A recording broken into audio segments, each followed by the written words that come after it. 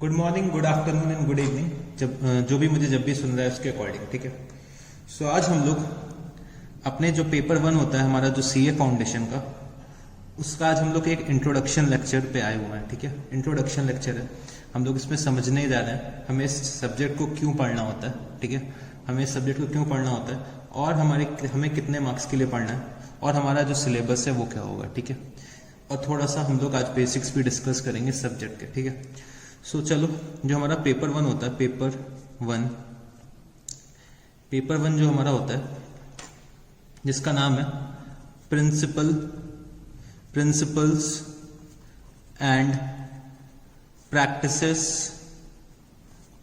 Of accounting. Principles and practices of accounting, जो हमारा paper 1 है, principles and practices of accounting. ठीक है।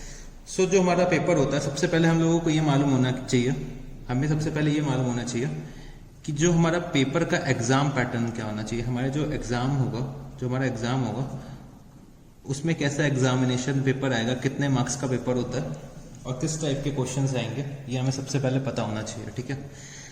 तो जैसे कि मैं आपको बताता हूँ, जो हमारा क्वेश्चन 1 आता है एग्जाम में। ठीक है। क्वेश्चन 1 जो हमारा आता है एग्जाम में वो कितने मार्क्स का होता है? 20 मार्क्स का। ठीक है। 20 मार्क्स का ये क्वेश्चन आता है। 20 मार्क्स में अगर मैं इसका बाइफरकेशन बताऊं तो 12 मार्क्स का जो होता है, 12 मार्क्स का ट्रू एंड फॉल्स आता है, ट्रू एंड फॉल्स। ठीक है। True and false with reasons, true and false with reasons आता है। ठीक है। True and false with reasons पूछते हैं। बेसिकली 2 मार्क्स के 6 क्वेश्चंस आते हैं, 2 मार्क्स के 6 क्वेश्चंस आते हैं, तो ये 12 मार्क्स का हो जाता है। ठीक है। फिर हमारा क्या होता है, एक 4 मार्क्स का क्वेश्चन आता है, 4 मार्क्स का क्वेश्चन आता है जो एक थ्योरेटिकल क्वेश्चन होता है। ठीक है। थ्योरेटिकल क्वेश्चन ये लोग पूछते हैं। ठीक है। ये किसी भी तरह का क्वेश्चन हो सकता है, हमारे जो सिलेबस है, हमारे करिकुलम से थ्योरी का एक क्वेश्चन पूछ सकते हैं, कि हो सकता है कि रेफरेंसेस पूछ लें। ठीक है। 4 मार्क्स के क्वेश्चन में 2 बार तो इन्होंने सिर्फ यही पूछा है कि डिफरेंस क्या होता है प्रोविजंस एंड कंटिंजेंट लायबिलिटीज में। डिफरेंस क्या होता है प्रोविजंस एंड कंटिंजेंट लायबिलिटीज में, ये क्वेश्चन ये लोग 2 बार पूछ चुके हैं, ये 4 मार्क्स के लिए। ठीक है। और क्या होता है, एक 4 मार्क्स का प्रैक्टिकल क्वेश्चन आ जाता है। ठीक है। 4 मार्क्स का ये क्या आता है, प्रैक्टिकल क्वेश्चन आता है। ठीक है। तो 20 मार्क्स का टोटल क्या हो गया, ये हमारा कंपलसरी क्वेश्चन होता है। ठीक है। इसमें हमारे लिए कोई भी चॉइस नहीं होती है। तो 20 मार्क्स का जो ये हमारा होता है वो कंपलसरी क्वेश्चन होता है। ठीक है। फिर जो हमारे क्वेश्चंस आते हैं, question number 2, question number 3, question number 4, question number 5 और क्वेश्चन नंबर 6। तो ये जो हमारे 5 क्वेश्चंस होते हैं, ठीक है, 5 क्वेश्चंस में से हमें क्या करना होता है, एनी 4 करने होते हैं, एनी फोर। और जो सारे क्वेश्चंस होते हैं इंडिविजुअली 20 मार्क्स ईच होते हैं, 20 मार्क्स ईच। और हमको क्या करना होता है, एनी 4 क्वेश्चंस करने होते हैं। ठीक है। एनी 4 क्वेश्चंस करने होते हैं, तो मतलब 4 × 20 अगर मैं कर दूं तो ये कितना हो गया, 80 मार्क्स। ठीक है। 80 मार्क्स हो गया। ठीक है। तो हमारा जो टोटल पेपर हो जाता है, हमें अटेम्प्ट करना होता है वो कितना होता है, 100 मार्क्स का। 100 मार्क्स का जो पेपर आता है हमारा, वो हमें अटेम्प्ट करना होता है। ठीक है। अब इन क्वेश्चंस में क्वेश्चन नंबर 3, 4, 5 में जनरली क्या होता है, एक चॉइस और दे देते हैं। ठीक है। एक चॉइस 5 नंबर के क्वेश्चंस में और दे देते हैं कि 2 में से अगर एक 1 और सेकंड में से कोई एक क्वेश्चन करो। ठीक है। तो 5 मार्क्स का एक्स्ट्रा और हमें पेपर मिल जाता है। ठीक है। तो टोटल मिला के अगर मैं देखूं तो कितने का पेपर आ जाता है, कितने मार्क्स का पेपर आता है वो भी मैं देख लेता हूं। टोटल मिला के मेरा कितना हो जाएगा, 20 × 5। ठीक है। 20 × 5 जो मेरा क्या हो गया, जो मेरे को चॉइस मिलती है, प्लस 20 मार्क्स का एक कंपलसरी क्वेश्चन, प्लस 5 मार्क्स का एक एक्स्ट्रा क्वेश्चन आता है। तो टोटल मेरा 125 मार्क्स का पेपर आता है, जिसमें से मेरे को कितना अटेम्प्ट करना होता है, 100 मार्क्स का। ठीक है। कितना मेरे को अटेम्प्ट करना होता है, 100 मार्क्स का। सो हमें 125 में से 100 मार्क्स का पेपर अटेम्प्ट करना होता है। ठीक है। अब अगर मैं मोटा मोटा देखूं तो 125 का, अगर मैं 125 का 80% निकालूं, अगर मैं 125 का 80% निकालूं, कितना निकल के आएगा, 100 मार्क्स। मतलब 125 का जो पेपर आएगा उसमें से मेरे को कितना अटेम्प्ट करना है, 100 मार्क्स का पेपर अटेम्प्ट करना है। ठीक है। और मेरे लिए जो पासिंग मार्क्स होते हैं वो कितने होते हैं, 40 मार्क्स। 40 मार्क्स तो मिनिमम मेरे को लाने ही लाने हैं इस सब्जेक्ट में, ठीक है।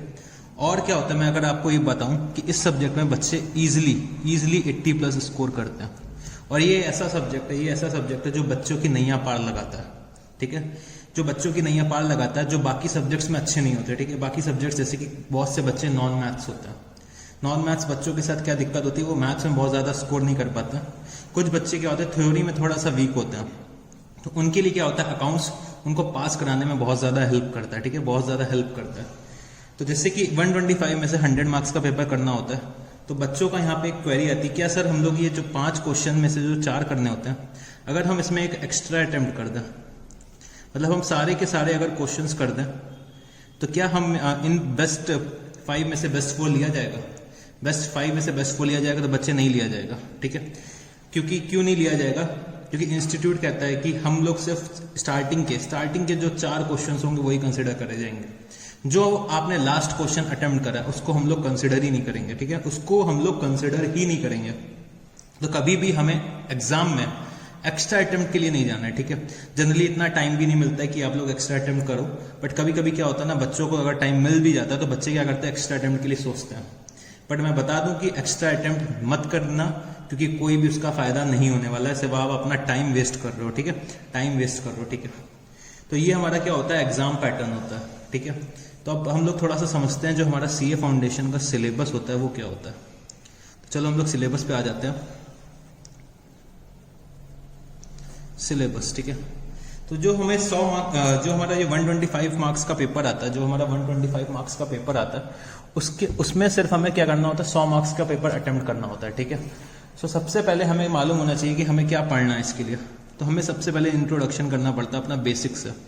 तो बेसिक्स हमें मालूम होनी चाहिए, तो मैं लिख देता हूं यहाँ पे, tight your shoes for basics, tight your shoes for basics. तो हमें सबसे पहले क्या होना चाहिए, बेसिक्स पता होने चाहिए। बेसिक्स में क्या होता है, हमारा एक चैप्टर होता है theoretical framework. Theoretical framework accounting का जो होता है वो हमें मालूम होना चाहिए, मतलब थ्योरी अकाउंट्स की। इसमें क्या क्या कवर होता है, अकाउंटिंग की जैसे डेफिनेशन हो गई, एडवांटेजेस, डिसएडवांटेजेस, ठीक है, लिमिटेशंस, वही हो गई हमारी जो डिसएडवांटेजेस ही होता है, ठीक है, ऑब्जेक्टिव, स्कोप, एटसेट्रा एटसेट्रा, ठीक है। ये सब चीजें हमारी जो होती हैं थ्योरेटिकल फ्रेमवर्क में कवर होती हैं, ठीक है। थ्योरेटिकल फ्रेमवर्क में ये सब चीजें कवर होती हैं। मोर ओवर हमारे अकाउंटिंग के जो कॉन्सेप्ट्स होते हैं, कन्वेंशंस होते हैं, कॉन्सेप्ट्स, कन्वेंशंस, वो सब भी हमारे कहाँ कवर होते हैं, थ्योरेटिकल पेपर में कवर होते हैं, ठीक है, थ्योरेटिकल पेपर में कवर होते हैं। मोर ओवर हमें क्या करना पड़ता है, थ्योरेटिकल फ्रेमवर्क के बाद हमें अकाउंटिंग का प्रोसेस समझना पड़ता है, अकाउंटिंग का प्रोसेस। तो अकाउंटिंग प्रोसेस में हमें क्या क्या पढ़ना होता है वो भी हम लोग जान लेते हैं। अकाउंटिंग प्रोसेस में सबसे पहले हमें सीखना होता है जर्नल एंट्रीज, ठीक है, जर्नल एंट्रीज हमें सीखनी होती हैं। फिर हमें क्या करना होता है, लेजर बनाना सीखना होता है, ठीक है। उसके बाद हमें कुछ कैश बुक्स कैसे बनती हैं वो भी हमें सीखना होता है। कैश बुक के बाद क्या होता है, हमारी सब्सिडरी बुक्स जो होती हैं, सब्सिडरी बुक्स जो होती हैं वो हमें सीखनी होती हैं। फिर हमें क्या होता है, ट्रायल बैलेंस एक बनाना पड़ता है, ट्रायल बैलेंस, ठीक है, ट्रायल बैलेंस बनाना भी सीखना पड़ता है, ठीक है। तो इन सब में अगर कोई मिस्टेक होती तो हमें उसका क्या करना पड़ता है, रेक्टिफिकेशन भी करना पड़ता है, ठीक है, रेक्टिफिकेशन भी हमें सीखना है। तो ये सब हमारे क्या हो गए, अकाउंटिंग के प्रोसेस के पार्ट हो गए, ठीक है, अकाउंटिंग के प्रोसेस के पार्ट हो गए, ठीक। इसके बाद क्या आता है, टू सर्वाइव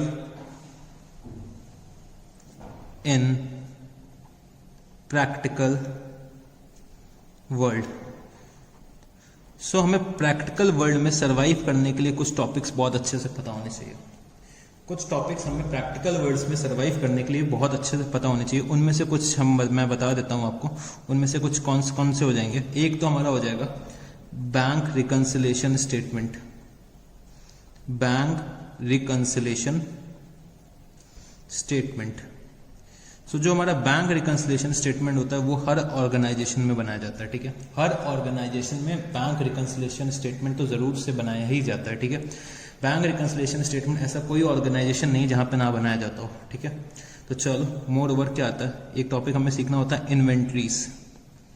इन्वेंट्रीज हमारे बिजनेस के क्या होते हैं, एसेट्स होते हैं, हमारे जो बिजनेस का स्टॉक होता है जिसमें हम लोग डील करते हैं, जिसमें हम लोग ट्रेड करते हैं, उसको इन्वेंट्रीज बोलते हैं।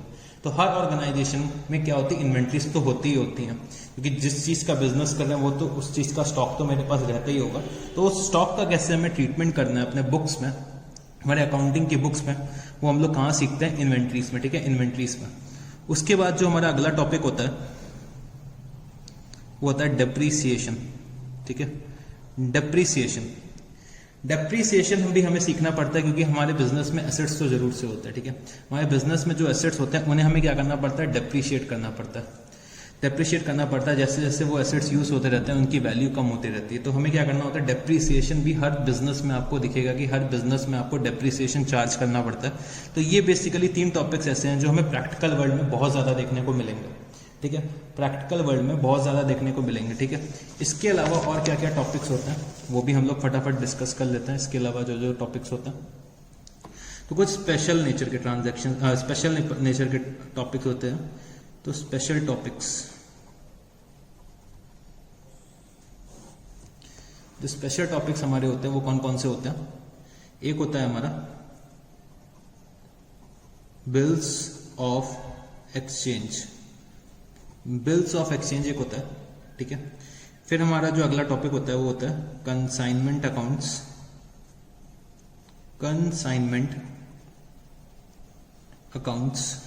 ठीक है, कंसाइनमेंट अकाउंट्स। उसके बाद जो अगला टॉपिक होता है हमारा एवरेज ड्यू डेट। फिर अकाउंट करेंट, ठीक है, अकाउंट करेंट। फिर होता है एक हमारा sale of goods on approval oblique return basis, sale of goods on approval oblique return basis, ठीक है।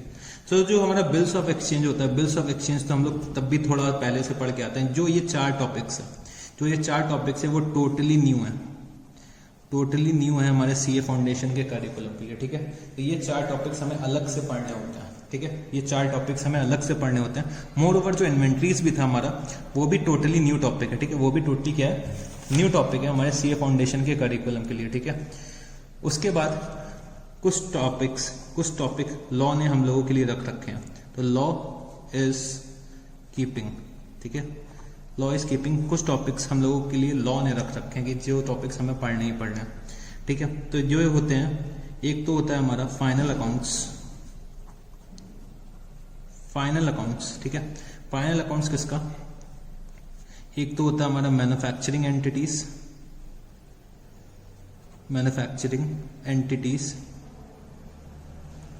एक हमारा होता है नॉन मैन्युफैक्चरिंग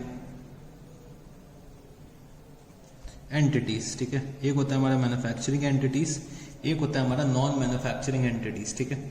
एक होता है हमारा मैन्युफैक्चरिंग एंटिटीज, दूसरा हमारा नॉन मैन्युफैक्चरिंग एंटिटीज। फिर हमारा आता है क्या, partnership accounts.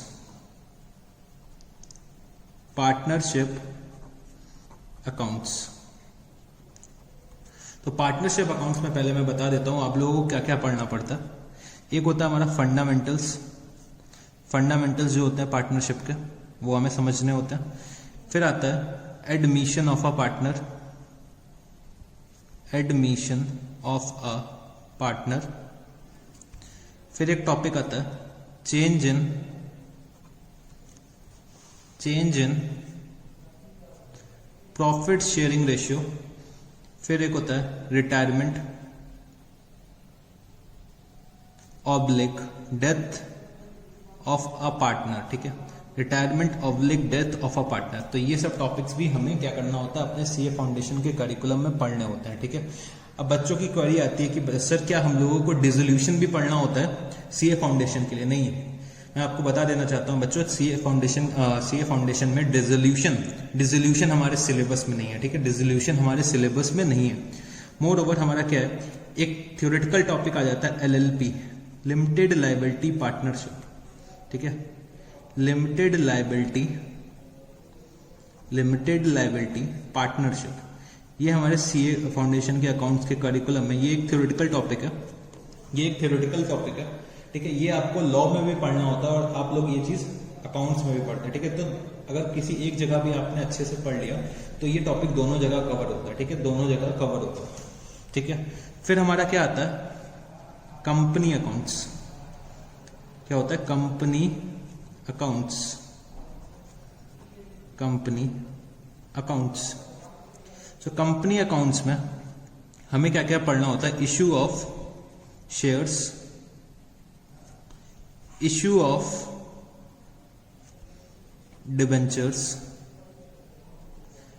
Issue of shares, issue of debentures, और हमें क्या पढ़ना होता है, फाइनेंशियल स्टेटमेंट्स, मतलब किसी कंपनी के बैलेंस शीट और प्रॉफिट एंड लॉस अकाउंट्स भी हमें पढ़ने होते हैं। बैलेंस शीट और प्रॉफिट एंड लॉस अकाउंट भी हमें पढ़ने और समझते हैं, उनके फॉर्मेट्स को समझना है, ठीक है। सो ये सब टॉपिक्स हमें क्या होता है, कंपनी अकाउंट से पढ़ने होते हैं, issue of shares, issue of debentures और फाइनेंशियल स्टेटमेंट्स, कंपनी के बैलेंस शीट और प्रॉफिट एंड लॉस अकाउंट। तो यहाँ पे कुछ बच्चों की ये क्वेरी आती है कि क्या सर हम लोगों को रिडम्पशन ऑफ डिबेंचर्स भी पढ़ना होता है। तो मैं आपको बता देता हूँ कि रिडम्पशन ऑफ डिबेंचर्स भी हमारे सिलेबस में नहीं है, ठीक है। तो क्या सर हम लोगों को जो फाइनेंशियल स्टेटमेंट्स में क्या कैश फ्लो पढ़ना होता है, तो बच्चे कैश फ्लो भी हमारे सिलेबस में नहीं है, ना ही हमारे सिलेबस में कंपैरेटिव और कॉमन साइज स्टेटमेंट है, ठीक है। ना ही हमारे सिलेबस में कंपैरेटिव या फिर कॉमन साइज स्टेटमेंट भी हमारे सिलेबस में नहीं है, ठीक है। फिर जो हमारा जो लास्ट टॉपिक बचता है वो क्या होता है, not for profit making organisations, ठीक है, not for profit making organisations, NPO, ठीक है, एनपीओ भी हमारे सिलेबस में। सो ये इतना हमारा सिलेबस है जो सीए फाउंडेशन का है और ये हमें इतना कवर करते हुए चलना है, ठीक है। हमारे पास जनरली 4 से 5 महीने होते हैं, 4 से 5 महीने होते हैं और 4 से 5 महीने के अंदर हमें ये पूरा का पूरा सिलेबस कवर करना होता है। तो क्या सर हमें सिंगल एंट्री भी पढ़ना होता है, तो बच्चे सिंगल एंट्री भी हमारे सिलेबस में अभी के लिए नहीं है, ठीक है। सिंगल एंट्री भी हमारे सिलेबस में नहीं है, बस हमें इतने टॉपिक्स पढ़ने होते हैं, ठीक है। इतने टॉपिक्स में मैक्सिमम टॉपिक्स जो होते हैं आपके क्लास 11th और 12th में कवर हो चुके होते हैं, क्लास 11th और 12th में कवर हो चुके होते हैं। और हमें क्या करना होता है, इन टॉपिक्स को दोबारा से पढ़ना होता है, एक नए नजरिए से पढ़ना होता है, ठीक है। क्योंकि क्लास 12th 11th और 12th का जो स्टैंडर्ड होता है वो सीए के स्टैंडर्ड से बहुत कम होता है, ठीक है। जो सीए का स्टैंडर्ड होता है वो थोड़ा सा हायर होता है क्लास 11th और 12th के स्टैंडर्ड से, ठीक है। तो हमें अब अपने आप को सीए फाउंडेशन के हिसाब से अपने आप को प्रिपेयर करना है, ठीक है। सीए फाउंडेशन के हिसाब से अपने आप को प्रिपेयर करना है। तो अभी तक हम लोगों ने 2 चीजें मोटा मोटा डिस्कस कर लिया है कि हमारे एग्जाम का पैटर्न क्या होता है और हमें क्या पढ़ना है, अपने कितना सिलेबस पढ़ना है अपने जो एग्जाम में अटेम्प्ट करने के लिए। एग्जाम में जो 100 मार्क्स का सिलेबस 100 मार्क्स का पेपर आएगा उसके लिए हमें कितना पढ़ना होगा वो सब हम लोगों ने डिस्कस कर लिया, ठीक है। तो क्या सर हम लोग ये इतना सारा सिलेबस 4 से 5 महीने में कवर कर लेंगे? तो हाँ बच्चे, हाँ बहुत आराम से कर लेंगे, पहले भी करते हैं और अभी भी कर लेंगे, ठीक है। कोई भी दिक्कत नहीं आने वाली है, ठीक है। क्योंकि 11th और 12th में क्या होता है, 11th और 12th में बहुत आराम से सिलेबस कराया जाता है, ठीक है। बहुत आराम से कराया जाता है। हम लोग भी आराम से ही करेंगे, बिल्कुल परेशान होने वाली बात नहीं है, ठीक है। आराम से हमारा सिलेबस 4 से 5 महीने के अंदर फिनिश हो जाएगा। अच्छा बच्चे, एक चीज और मैं आपको बता देता हूँ कि जो ये हमारा 20 मार्क्स का क्वेश्चन होता है इसमें कुछ कॉम्बिनेशंस बनते हैं, जैसे कि 10 + 10 के क्वेश्चन आ सकते हैं, 12 + 4 के क्वेश्चन आ सकते हैं, 12 + 8 का क्वेश्चन आ सकता है, 20 मार्क्स का इंडिविजुअल क्वेश्चन आ सकता है, या फिर 10 + 5 + 5 ऐसे कुछ भी करके कॉम्बिनेशंस बना के हमसे क्वेश्चंस पूछ सकते हैं ये लोग एग्जाम में, ठीक है। हम लोगों से ऐसे कोई भी कॉम्बिनेशन बना के एग्जाम में पूछ सकते हैं, ठीक है। तो हमें 100 मार्क्स का पेपर के लिए प्रिपेयर करना है, ठीक है। हमारे पास 125 मार्क्स का पेपर आता है, उसमें से हमें 100 मार्क्स का अटेम्प्ट करना होता है। बहुत ईजिली से इस सब्जेक्ट में 80+ लाना बहुत ईजी है, बहुत ईजी सी बात है, ठीक है। बहुत कॉमन सी बात है, ठीक है। तो चलो अब हम लोग अपने सब्जेक्ट को शुरू करते हैं। कोई भी सब्जेक्ट को पढ़ने से पहले हमें सबसे पहले ये पता होना चाहिए कि हम उस सब्जेक्ट को क्यों पढ़ रहे हैं, ठीक है। कोई भी सब्जेक्ट को पढ़ने से पहले हमें ये पता होना चाहिए कि हम उस सब्जेक्ट को क्यों पढ़ रहे हैं, हमें उससे क्या बेनिफिट मिलने वाला है, ठीक है। तो मैं आपको ये बता देता हूँ कि जो हमारा ये हमारा सब्जेक्ट है वो हमारा आगे चल के ब्रेड एंड बटर बनने वाला है, ठीक है। हमारी रोजी रोटी बनने वाला है। तो हमें इस सब्जेक्ट को प्रायोरिटी देनी है, ठीक है। हमें सब्जेक्ट को प्रायोरिटी देनी है, सब्जेक्ट को इंपॉर्टेंस देनी है, ठीक है। जिसको जितना ज़्यादा इंपॉर्टेंस दोगे वो आपको इतना ज़्यादा वैल्यू देगा, ठीक है। वो आपको उतना ज़्यादा वैल्यू देगा, ठीक है। तो चलो फिर हम इस सब्जेक्ट को स्टार्ट करते हैं। इंट्रोडक्शन ऑफ अकाउंटिंग, ठीक है, इंट्रोडक्शन ऑफ अकाउंटिंग। तो सबसे पहले हम लोग समझने की कोशिश करते हैं ये जो हमारा अकाउंटिंग जो सब्जेक्ट आया, ठीक है, अकाउंट्स जो सब्जेक्ट आया वो कब आया। तो मैं आपको बता दूं ये सब्जेक्ट हमारा करीबन 12th सेंचुरी में आ चुका था, ठीक है। 12th सेंचुरी में लोगों ने अकाउंटिंग करना शुरू कर दिया था। 12th सेंचुरी में लोगों ने अकाउंटिंग करना शुरू कर दिया था। उस टाइम पे क्या होता था, उस टाइम पे क्या होता था कि उस टाइम पे महाराजा लोग होते थे, किंग्स वगैरह होते थे और उनकी खूब सारी प्रजा होती थी, ठीक है, प्रजा होती थी। और जो राजा की जो प्रजा होती थी, राजा के जो टाउन के जो लोग होते थे, जो पीपल होते थे, वो राजा के पास क्या करते थे, जाके अपनी चीजें देते थे, मतलब अपना जो फार्मर्स वगैरह होते थे। उस टाइम पे क्या होता था, जो हमारा मेन ऑक्यूपेशन होता था, मेन ऑक्यूपेशन हमारा एग्रीकल्चर होता था। तो एग्रीकल्चर से जो भी प्रोड्यूस निकलता था, जो भी क्रॉप्स एंड ऑल डेवलप होते थे, वो लोग क्या करते थे, राजा को देते थे और राजा इन रिटर्न उनको कुछ देता था। जैसे कि उस टाइम गोल्ड के कॉइन्स चलते थे, मोर ओवर सिल्वर के कॉइन्स चलते थे और बार्टर सिस्टम चलता है, ठीक है। बार्टर सिस्टम क्या होता है, एक कमोडिटी की जगह हम लोग दूसरी कमोडिटी किसी को दे देते हैं, ठीक है। एक कमोडिटी की जगह दूसरी कमोडिटी दे देते हैं। तो जब इतने सारे लोग होते थे तो राजा को भी अपनी प्रजा की अकाउंटिंग करनी पड़ती थी, ठीक है। कहीं ना कहीं उसको अपने रिकॉर्ड्स मेंटेन करने पड़ते थे कि किसने उसको कितना दिया और टोटल एक साल में उसको कितनी चीजें मिली, कितना प्रोड्यूस हुआ और कितने गोल्ड कॉइन्स, सिल्वर कॉइन्स, कैसे क्या बार्टर सिस्टम के थ्रू एक्सचेंज हुआ। तो राजा को भी कहीं ना कहीं अपना मुनीम को बैठाना पड़ता था, जिससे कि वो अपनी रिकॉर्डिंग करे, ठीक है। टाइम टू टाइम उसको क्या मिले, रिपोर्ट्स मिल सके, कितना क्या हमारा जो हो रहा है, कितना हमारा क्या प्रोड्यूस है, वो राजा को भी रिपोर्ट मिल सके, ठीक है। अकाउंटिंग अगर मैं देखूं तो ये हमारा जो सब्जेक्ट है इतना प्रैक्टिकल है। इसकी थ्योरी समझने के लिए अगर हमने इसका प्रैक्टिकल समझ लिया तो थ्योरी हमें अपने आप आ जाएगी। तो इसके लिए जैसे कि मैं एक एग्जाम्पल लेता हूँ, जैसे कि मैं कोई एक स्कूटी या बाइक चलाता हूँ, ठीक है। स्कूटी या बाइक चलाने के लिए मैनुअल आती है, कि इस मैनुअल को पढ़ो और आप स्कूटी और बाइक चलाना सीख जाओ। तो अगर मैं उस मैनुअल को पढ़ता हूँ तो मेरे को उस मैनुअल को पढ़ के कुछ भी नहीं समझ में आता।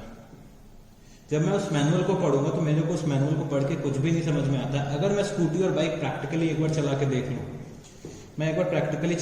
लूँ, तो 3 दिन में मैं उसकी पूरी बुक लिख सकता हूँ। तो यही चीज हमारे अकाउंट्स के साथ भी होता है। अकाउंट्स में क्या है कि अगर हमने प्रैक्टिकल में महारत हासिल कर ली तो थ्योरी तो हम अपने आप ही बना के लिख सकते हैं। बट कुछ चीजें ऐसी होती है कि हमें थ्योरी पहले डिस्कस करनी पड़ती है, जिससे कि हम लोगों के लिए प्रैक्टिकल आसान बन जाए, ठीक है, प्रैक्टिकल आसान बन जाए। तो अगर मैं देखूं तो जैसे कि एक चाय वाला भी होता है, ठीक है। चाय वाला होता है, वो अपना ऐसे छोटा सा ठेला लेके चलता है, ठीक है। ठेले पे क्या करता है, वो कुछ चाय की पत्ती लेके आता होगा, टी लेकर आता होगा, ठीक है। कुछ शुगर की जरूरत पड़ती होगी, गैस एंड स्टोव की जरूरत पड़ती होगी, ठीक है, और कुछ वाटर एंड ऑल, ये सब चीजें वो रखता होगा, ठीक है। तो ये सब उसके लिए क्या हो गया, उसके लिए होता है चाय बनाने के लिए इनपुट मतलब उसके लिए ये मटेरियल हो गया। उसको ये कहीं ना कहीं से परचेज करना पड़ता होगा, ठीक है। उसको कहीं ना कहीं से ये सब चीजें परचेज करनी होती होगी। और जब वो यहाँ पे ऐसे जो बना रहा है, चाय बना रहा है, यहाँ पे नीचे से आग लग रही है, ठीक है, नीचे से जो आग लग रही है, तो यहाँ पे जो चाय बनाता है वो अपने कस्टमर को बेचता है, ठीक है। वो अपने कस्टमर को क्या करता है, सेल्स करता है। तो दिन भर में क्या सेल्स कर रहा है वो, और दिन भर में क्या वो एक्सपेंसेस कर रहा है, उसको भी कहीं ना कहीं रिकॉर्ड करना पड़ता है। जब तक हमें अपने बिजनेस का पता ना चले कि हम लोग क्या इनकम कमा रहे हैं, हमारे लिए बिजनेस करना क्या पॉसिबल होगा। हर बिजनेसमैन को मालूम होना चाहिए कि वो टाइम टू टाइम कितना कमा रहा है, ठीक है। अब मोर ओवर अकाउंटिंग की जरूरत कहाँ पड़ी कि लेट्स टेक कि जो हमारा ये चाय वाला था, वो स्टार्टिंग में क्या करता है, अपनी जब चाय ओपन करता है, जब अपनी चाय की दुकान ओपन करता है, तो इनिशियली तो वो सब चीजें कैश में सेल कर रहा होता है, ठीक है। बट जब वो रेगुलर हो जाता है, जब वो पुराना हो जाता है, तो उसके जो कुछ रेगुलर कस्टमर बन जाता है। तो रेगुलर कस्टमर उससे क्या कहते हैं कि आप लोग वीकली हम लोग क्या करेंगे, हमने जो आपसे चाय खरीदी उसका हम लोग वीकली सेटलमेंट करेंगे, ठीक है। वीकली सेटलमेंट करेंगे। सिमिलरली जिससे वो परचेज करके लाता होगा, पहले वो कैश में परचेज करता होगा, पर जब वो रेगुलर बन जाता है तो उसका क्या करता है, वीकली उनका भी सेटलमेंट करने लगा होगा। अब वीकली सेटलमेंट के लिए अब वो डेली बेसिस में परचेज कर रहा है, तो उसको कहीं ना कहीं तो अपनी चीजें लिखनी पड़ेंगी ना, कहीं तो अपनी चीजें नोट डाउन करेगा कि उसने कोई चीज किसी से कितने में खरीदी और कोई चीज किसी से कितने में सेल ऑफ करी। ये इसको पता होना चाहिए, क्योंकि जो हमारी ह्यूमन मेमोरी होती है वो बहुत ज्यादा रिटेन नहीं कर पाती है। अगर जो छोटी छोटी चीजें होती है वो हम लोग क्या करते हैं, भूल जाते हैं। ठीक है, हम लोग भूल जाते हैं, तो इसके लिए हम लोग क्या करते हैं, अपने रिकॉर्ड्स मेंटेन करते हैं, हम उसको अकाउंट फॉर करते हैं, उसको रिकॉर्ड करते हैं। ठीक है, अपने बुक्स ऑफ अकाउंट्स में कहीं ना कहीं हम उसको नोट डाउन करते हैं। ठीक है, तो सिमिलरली ये चाय वाला भी ये सब चीजें नोट डाउन करता होगा, और जब हमारा वीकेंड आता होगा तो देख लेता होगा टोटल कितनी परचेज करी है, टोटल कितनी सेल्स करी है, और अल्टीमेटली जाके उसका सेटलमेंट कर देता होगा। मोर ओवर जो ये सब चीजें रिकॉर्ड फॉर करी है कि कितने खर्चे किए और कितनी इनकम हुई, उसके बेसिस में वो अपना प्रॉफिट या लॉस भी निकाल लेता होगा। तो हर बिजनेसमैन को पता होना चाहिए कि हमारा प्रॉफिट हो रहा है क्या लॉस हो रहा है। ठीक है, तो जो हमारा जैसे चाय वाला है वो कभी भी आप देखिएगा, किसी भी दुकान में आप जाएंगे, जैसे आप एक नॉर्मल राशन की दुकान में जाएंगे, राशन वाले के पास, ठीक है, उसकी ये शॉप है और ये देखिए काउंटर लगा हुआ है, ये काउंटर लगा हुआ है, वो यहाँ पीछे खड़ा हुआ है। ठीक है, यहाँ पे खड़ा हुआ है और वो अपनी शॉप में है। वो भी क्या करेगा, जब आप लोग नए होते तो वो भी आप लोगों को कैश में बेचेगा। ठीक है, कैश में सेल ऑफ करेगा। पर जब हम लोग पुराने होते चले जाते हैं तो हमारा क्या होता है, एक रिलेशनशिप उससे क्रिएट हो जाता है। जब हमारा रिलेशनशिप क्रिएट हो जाता है तो हम लोग चीजें क्या करने लगते हैं, क्रेडिट पे लेने लगते हैं। तो वो क्या करता होगा, कभी आपने देखा होगा, एक रजिस्टर मेंटेन करता है। उस रजिस्टर में लिख लेता है कि इस कस्टमर को मैंने इतना मटेरियल दिया हुआ है और इस रेट पे दिया हुआ है, जिसका सेटलमेंट क्या होना है, फ्यूचर में होना है। तो इसी वजह से अकाउंट्स की नेसेसिटी जरूरत हुई कि हमें चीजों को याद रखने के लिए चीजें अकाउंट फॉर करनी पड़ी। ठीक है, अब जैसे कि कोई ट्रांजैक्शन मैंने 1 मंथ पहले किया होगा तो शायद मेरे को आज याद ना हो, बट अगर मैंने उसको अकाउंट फॉर कर रखा है, उसको मैंने रिकॉर्ड कर रखा है, तो मैं क्विकली अपने रजिस्टर को ओपन करूंगा, उसको देख के बता दूंगा मैंने ये ट्रांजैक्शन किया था। ठीक है, और सिमिलरली हर बिजनेसमैन को क्या होना चाहिए, अपने प्रॉफिट और लॉस का पता होना चाहिए। इसलिए हमें क्या करना पड़ता है, बुक्स ऑफ अकाउंट्स मेंटेन करने की, अकाउंटिंग करने की जरूरत पड़ती है। ठीक है, इसीलिए हमें अकाउंटिंग करने की जरूरत पड़ती है। अगर मैं एक रिक्शे वाले को ही क्यों ना देख लूं, अगर रिक्शा वाला जो है, लेट्स से आजकल ई रिक्शे बहुत चलते हैं, तो ई रिक्शा में ये छोटा सा बना देता हूँ। ठीक है, ई रिक्शे में यहाँ पे ड्राइवर बैठा होता है, यहाँ पे ड्राइवर बैठ के ऐसे चला रहा होता है। ठीक है, मेरी आर्ट पे मत जाइएगा क्योंकि मेरी आर्ट बहुत ही खराब है। ठीक है, पर जितनी आर्ट मेरी खराब है उतनी अच्छी मेरी अकाउंटिंग है। ठीक है, तो जैसे कि ये जो हमारा ई रिक्शा वाला है, ठीक है, ई रिक्शा वाला देखता है कि दिन भर में मैंने कितने एक्सपेंसेस किए होंगे। ठीक है, दिन भर में मैंने कितने एक्सपेंसेस किया और दिन भर में मैंने कितना रेवेन्यू कमाया। रेवेन्यू मतलब इनकम कमाई, कितना पैसा मेरे को रिसीव हुआ और कितने खर्चे मैंने किए। तो वो मैं अपना क्या डेली बेसिस में प्रॉफिट एंड लॉस निकाल लेता हूँ। तो अकाउंटिंग का मेन पर्पस ही क्या है, हमें पता होना चाहिए। अकाउंटिंग हम लोग क्यों करते हैं, क्योंकि हमें पता चले कि हमें हमारे बिजनेस से क्या प्रॉफिट है, क्या लॉस हमें अराइज होने वाला है। ठीक है, अगर हमें पता ना चले कि हम लोग क्या कमा रहे हैं या क्या गवा रहे हैं, क्या हमारा प्रॉफिट है क्या लॉस है, तो हमें बिजनेस करके क्या मिल जाएगा। ठीक है, तो ये प्रॉफिट ही लॉस ही हमारे लिए क्या होता है, मोटिवेशन फैक्टर होता है।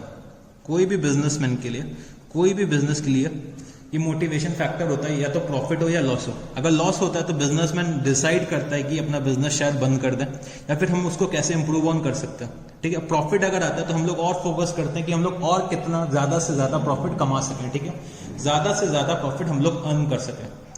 तो ये होता है हमारा रेवेन्यू, ये होता है हमारा एक्सपेंसेस। तो हर बिजनेसमैन, छोटा से छोटा बिजनेसमैन, बड़े से बड़ा बिजनेसमैन अकाउंटिंग इसीलिए करता है जिससे कि वो अपने प्रॉफिट एंड लॉस डिराइव कर सके।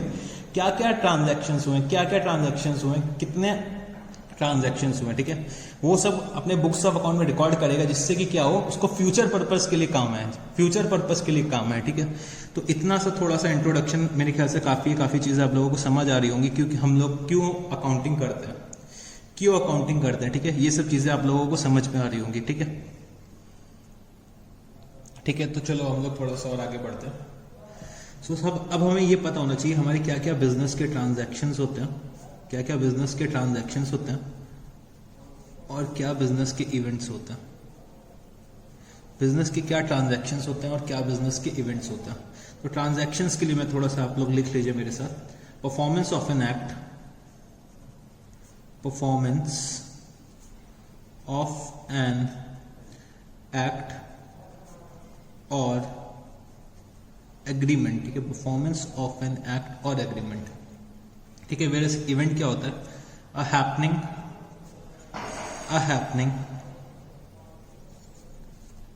as a result of transaction, a happening as a result of transaction। Events क्या होते हैं, a happening as a result of transaction, और ट्रांजैक्शंस हमारे क्या होते हैं, परफॉर्मेंस ऑफ एन एक्ट और एग्रीमेंट, ठीक है। तो चलो छोटा सा एक एग्जांपल लेते हैं, ठीक है, एक छोटा सा एग्जांपल लेते हैं और इसको समझने की कोशिश करते हैं, ठीक है। मेरा एक बिजनेस है, ठीक है, ये मेरा बिजनेस है, ये मेरा एक बिजनेस है, तो इसको मैं बी नाम से डिनोट कर देता हूँ, और ये मैं हूँ, ठीक है, इस बिजनेस का मालिक मिस्टर एक्स, ठीक है, मैं मिस्टर एक्स हूँ, इस बिजनेस का मालिक, और ये मेरा बिजनेस है, ठीक है। सो जब हमें बिजनेस के जो मालिक को, सबसे पहले मैं बता देता हूँ कि क्या बोला जाता है, बिजनेस के जो मालिक होता है उसको हम लोग प्रोपराइटर बोलते हैं, ठीक है, प्रोपराइटर। अगर इंडिविजुअल एक मालिक है, ठीक है, सिर्फ एक सिंगल मालिक है, तो उसको हम लोग क्या बोलते हैं, प्रोपराइटर, ठीक है। तो ये प्रोपराइटर जो होता है वो सारे के बिजनेस के एक्ट्स परफॉर्म करने के लिए जिम्मेदार होता है, ठीक है। जो सारे के सारे एक्ट्स ये क्या करता है, बिजनेस के ऑन बिहाफ करता है, ठीक है। तो क्या करा इन्होंने, मिस्टर एक्स ने एक क्या करा कि कुछ गुड्स परचेज करे, ठीक है, कुछ गुड्स परचेज करे, ठीक है, गुड्स जिनमें वो डील करने जा रहा है। लेट्स टेक कि अगर ये मोबाइल परचेज करता है तो इसके लिए क्या हो गया, मोबाइल गुड्स हो गए, ठीक है। मोबाइल्स में अगर डीलिंग करता है, मोबाइल्स परचेज और सेल करता है। अगर ये पेन ये परचेज और सेल करता है तो उसके लिए क्या होगा, ये गुड्स हो गए। अगर फर्नीचर वो परचेज और सेल करता है तो उसके लिए क्या हो गए, गुड्स फर्नीचर हो गए, ठीक है। अब इन्होंने क्या करा, कुछ गुड्स खरीदे, ठीक है, कुछ गुड्स परचेज करे। तो लेट्स से इन्होंने कुछ बिजनेस में कैश लगाया होगा इनिशियली, जिसके थ्रू उनके पास कुछ पैसा आ जाए, ठीक है। तो अभी कैश मान लेते हैं, चलो 5 लाख रुपीस लगा रखा है, ठीक है, 5 लाख रुपीस का कैपिटल इन्वेस्ट कर रखा है, कुछ कैश इन्वेस्ट कर रखा है बिजनेस में, ठीक है। बिजनेस को स्टार्ट करने के लिए कुछ कैश चाहिए होता है, ठीक है। तो चलो फिर आते हैं हम लोग, इन्होंने क्या करा, कुछ गुड्स परचेज करे। लेट्स टेक गुड्स परचेज करे इन्होंने 2 लाख रुपीस के, ठीक है, 2 लाख रुपीस के गुड्स परचेज करे, 2 लाख रुपीस के गुड्स परचेज करे। और इन्होंने क्या करा, इस 2 लाख रुपीस के गुड्स पे, 2 लाख रुपीस के गुड्स में से 1,60,000 रुपीस के गुड्स, 1,60,000 के गुड्स इन्होंने क्या करा, 2 लाख रुपीस में सेल ऑफ कर दिया, 2 लाख रुपीस में सेल कर दिया, ठीक है, 2 लाख रुपीस में सेल कर दिया। तो अगर मैं देखूं तो 1,60,000 की चीज को, 1,60,000 रुपीस की चीज को इन्होंने कितने पे सेल ऑफ कर दिया, 40,000 रुपीस पे सेल ऑफ कर दिया, सॉरी 1,60,000 रुपीस को इन्होंने सेल ऑफ कर दिया 2 लाख रुपीस में, और इनको क्या हो गया, 40,000 रुपीस का इसमें प्रॉफिट हो गया, ठीक है। इसमें प्रॉफिट कितना हो गया, 40,000 रुपीस, ठीक है। अब मैं इसमें ये जानना चाहता हूँ कि क्या क्या हमारे बिजनेस के ट्रांजैक्शंस है और क्या क्या हमारे बिजनेस के इवेंट्स है, ठीक है। तो सबसे पहले हम लोग समझते हैं, जो हम लोग कैश लेकर जा रहे हैं बिजनेस में, जो हम लोग कैश लेकर जा रहे हैं वो हमारे बिजनेस के लिए क्या हो गया, एक ट्रांजैक्शन हो गया, ठीक है। एक बिजनेस के लिए हमारे क्या हो गया, ट्रांजैक्शन हो गया।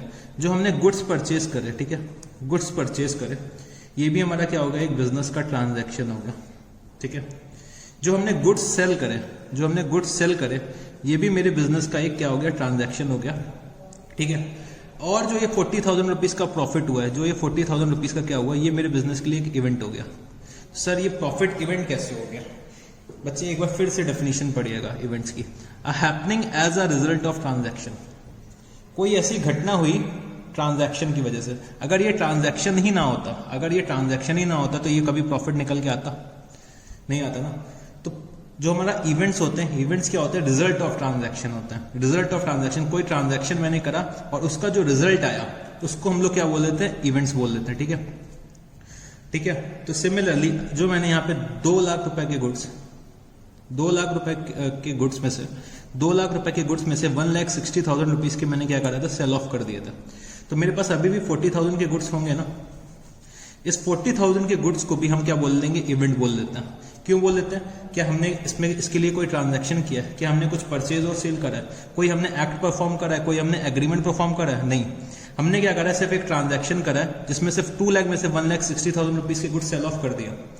2 लाख रुपीस में से 1,60,000 रुपीस के गुड्स हमने सेल ऑफ करे, जिसकी वजह से 40,000 रुपीस के गुड्स अभी भी बच गए, जिसकी वजह से 40,000 के गुड्स अभी भी बच गए, तो ये हमारा क्या हो गया, बिजनेस के लिए एक इवेंट हो गया। बिजनेस के लिए क्या हो गया, इवेंट हो गया। तो सबसे पहले हमें ये पता होना चाहिए क्या क्या हमारे बिजनेस के ट्रांजैक्शंस होते हैं, क्या क्या हमारे बिजनेस के इवेंट्स होते हैं। तो हमें सबसे पहले ट्रांजैक्शंस और इवेंट्स को आइडेंटिफाई करना होता है बिजनेस के अपने, ठीक है। हमें अपने सबसे पहले बिजनेस के ट्रांजैक्शंस और इवेंट्स को आइडेंटिफाई करना होता है। अच्छा सर, आपने ये एग्जांपल समझाया, हमें समझ में आ गया कि क्या क्या ट्रांजैक्शंस होते हैं और क्या क्या इवेंट्स होते हैं, ठीक है। क्या क्या ट्रांजैक्शंस होते हैं और क्या क्या इवेंट्स होते हैं। तो चलो बच्चे, एक और मैं एग्जाम्पल लेता हूँ, ठीक है। ये है हमारे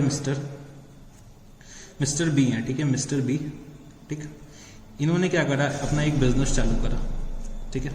ये अब इन्होंने अपना बिजनेस चालू करा, उसका नाम कर दिया एक्सेंट कंपनी, ठीक है। एक्सेंट कंपनी नाम से इन्होंने एक अपना बिजनेस शुरू करा, ठीक है।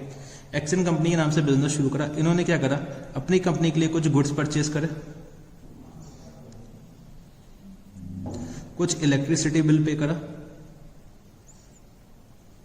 कुछ इलेक्ट्रिसिटी बिल पे करा, ठीक है। कुछ बिजनेस के एक्सपेंसेस और करे, ठीक है।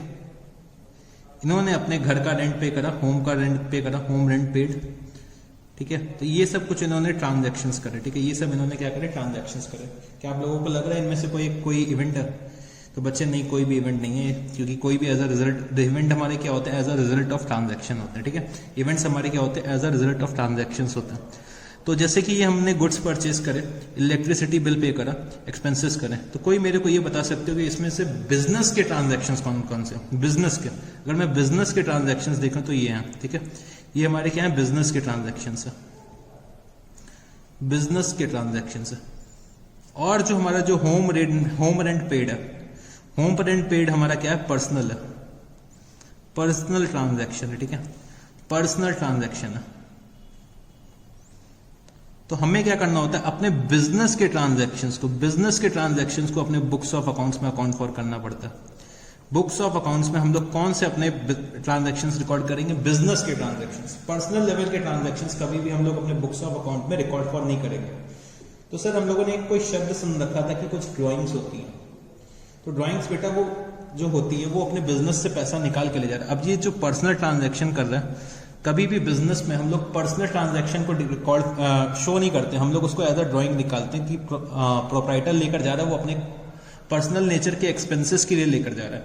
मोर ओवर हमें ये भी नहीं पता है कि जो होम रेंट पेड है, हो सकता है उसने अपने कहीं पर्सनल पैसे से दे रखा हो, बिजनेस के पैसे से ना पे कर रखा हो, ठीक है। अगर बिजनेस के पैसे से पे करता है तब वो ड्राइंग्स होती है ना, तब वो ड्राइंग्स होती हैं। बट वो ये हमारा क्या है, टोटली पर्सनल नेचर का ट्रांजैक्शन है।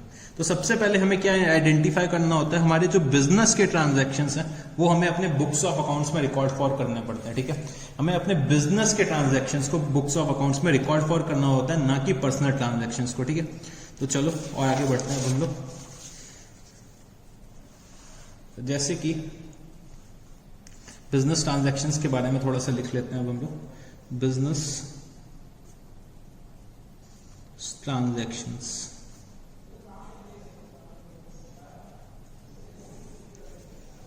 business transactions, it means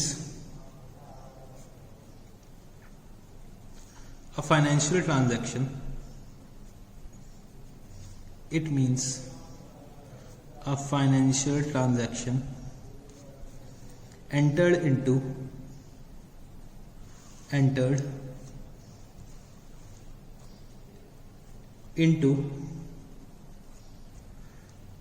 by two parties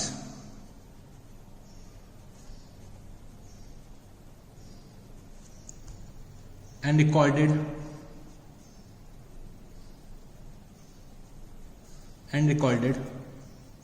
in the books of account, and recorded in the books of accounts, ठीक है। It is expressed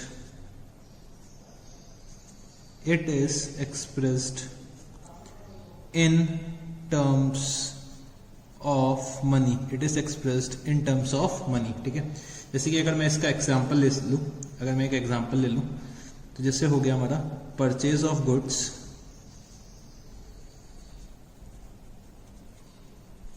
cell of goods,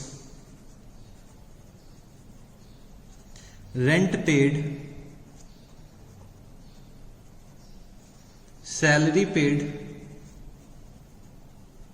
etcetera and etcetera. ठीक है, ये सब हमारे क्या होता है, बिजनेस के ट्रांजैक्शंस होते हैं। ठीक है, बिजनेस के ट्रांजैक्शंस होते हैं। तो कोई भी ट्रांजैक्शन को अकर होने के लिए एटलीस्ट 2 पार्टीज की हमें नेसेसिटी होती है। कोई भी ट्रांजैक्शन तभी हो सकता है जब कोई एक लेनदार हो और एक कोई देनदार हो। ठीक है, मतलब किसी कोई ना कहीं से टू वे मूवमेंट होना चाहिए, टू वे मूवमेंट होना चाहिए, एटलीस्ट 2 पार्टीज हमारी होनी चाहिए। ठीक है, 2 पार्टीज एटलीस्ट हमारी होनी चाहिए।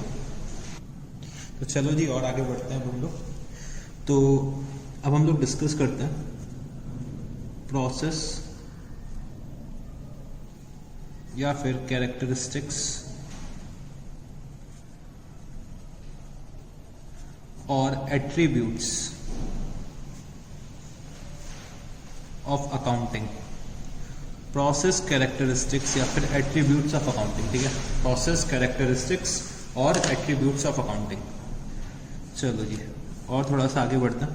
सबसे पहले हमने इसमें समझने की क्या जरूरत है, इसमें हम लोग ये समझते हैं सबसे पहले कि हमें सबसे पहले आइडेंटिफाई करना पड़ता है। आइडेंटिफिकेशन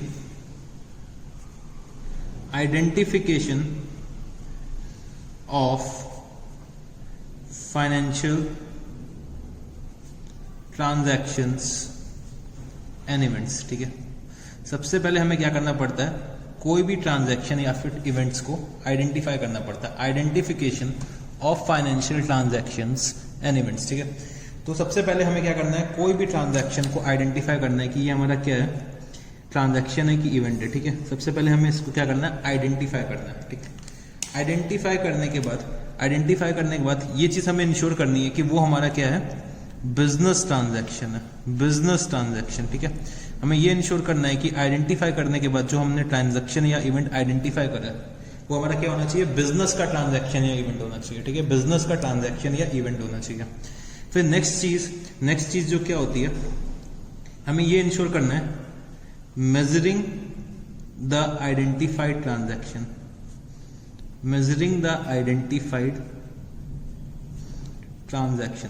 तो हमें ये इंश्योर करना है जो हमारा ट्रांजैक्शन है वो मॉनेटरी वैल्यू में मेजर कर सकते हैं। ठीक है, हमें इंश्योर करना है कि हमारा जो ट्रांजैक्शन है उसको हम लोग मनी वैल्यू के टर्म्स में मेजर कर सकते हैं। ठीक है, फॉर एग्जांपल जैसे कि मैंने क्या करा, मैंने 100 पैकेट्स मैगी परचेज करी। ठीक है, मैगी परचेज करी और उसका रेट नहीं दे रखा था, सिर्फ मैंने 100 मैगी परचेज करी और इन रिटर्न मैंने क्या करा, इन रिटर्न मैंने क्या करा, 50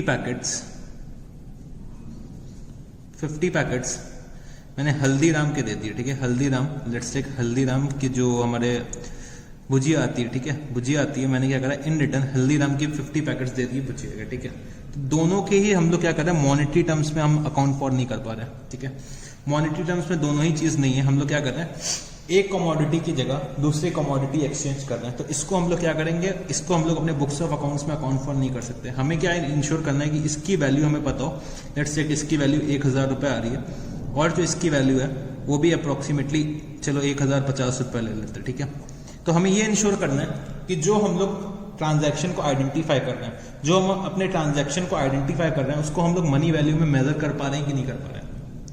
तो हमें क्या करना है, मेजर करना है आइडेंटिफाइड ट्रांजैक्शन को किसमें, मनी वैल्यू पे। ठीक है, मनी वैल्यू में। ठीक है, कोई भी ट्रांजैक्शन जो हमारा होगा उसको हमें किसमें मेजर करना है, मनी वैल्यू में मेजर करना है। ठीक है, उसके बाद जो हमारा थर्ड पार्ट होता है, ठीक है, तीसरे पार्ट में क्या होता है, हम लोगों ने क्या करा, ट्रांजैक्शन को आइडेंटिफाई कर लिया और ये भी इंश्योर कर लिया कि हमारा बिजनेस ट्रांजैक्शन है। ठीक है, बिजनेस ट्रांजैक्शन है, उसको हम लोग मनी वैल्यू में मेजर कर सकते हैं। फिर हमें क्या करना है, उस ट्रांजैक्शन को अपने बुक्स ऑफ अकाउंट्स में रिकॉर्ड करना है। ठीक है, तो रिकॉर्डिंग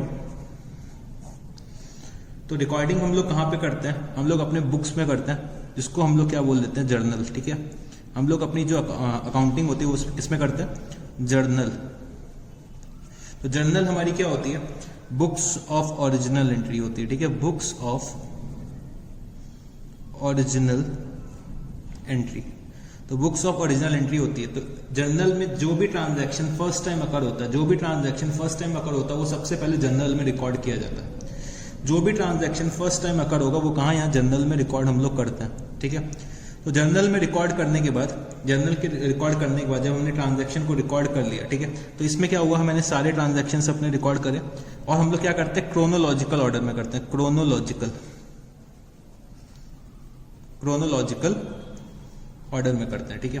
क्रोनोलॉजिकल ऑर्डर का मतलब क्या होता है, हम लोग ट्रांजैक्शन अपने डेट वाइज करते हैं, डेट वाइज रिकॉर्ड करते हैं, ठीक है। जो ट्रांजैक्शन पहले अकर हुआ है वो पहले रिकॉर्ड करेंगे, जो ट्रांजैक्शन बाद में अकर हुआ है वो हम लोग बाद में रिकॉर्ड करेंगे। तो हम लोग क्या करते हैं, डेट वाइज रिकॉर्ड करते हैं, ठीक है।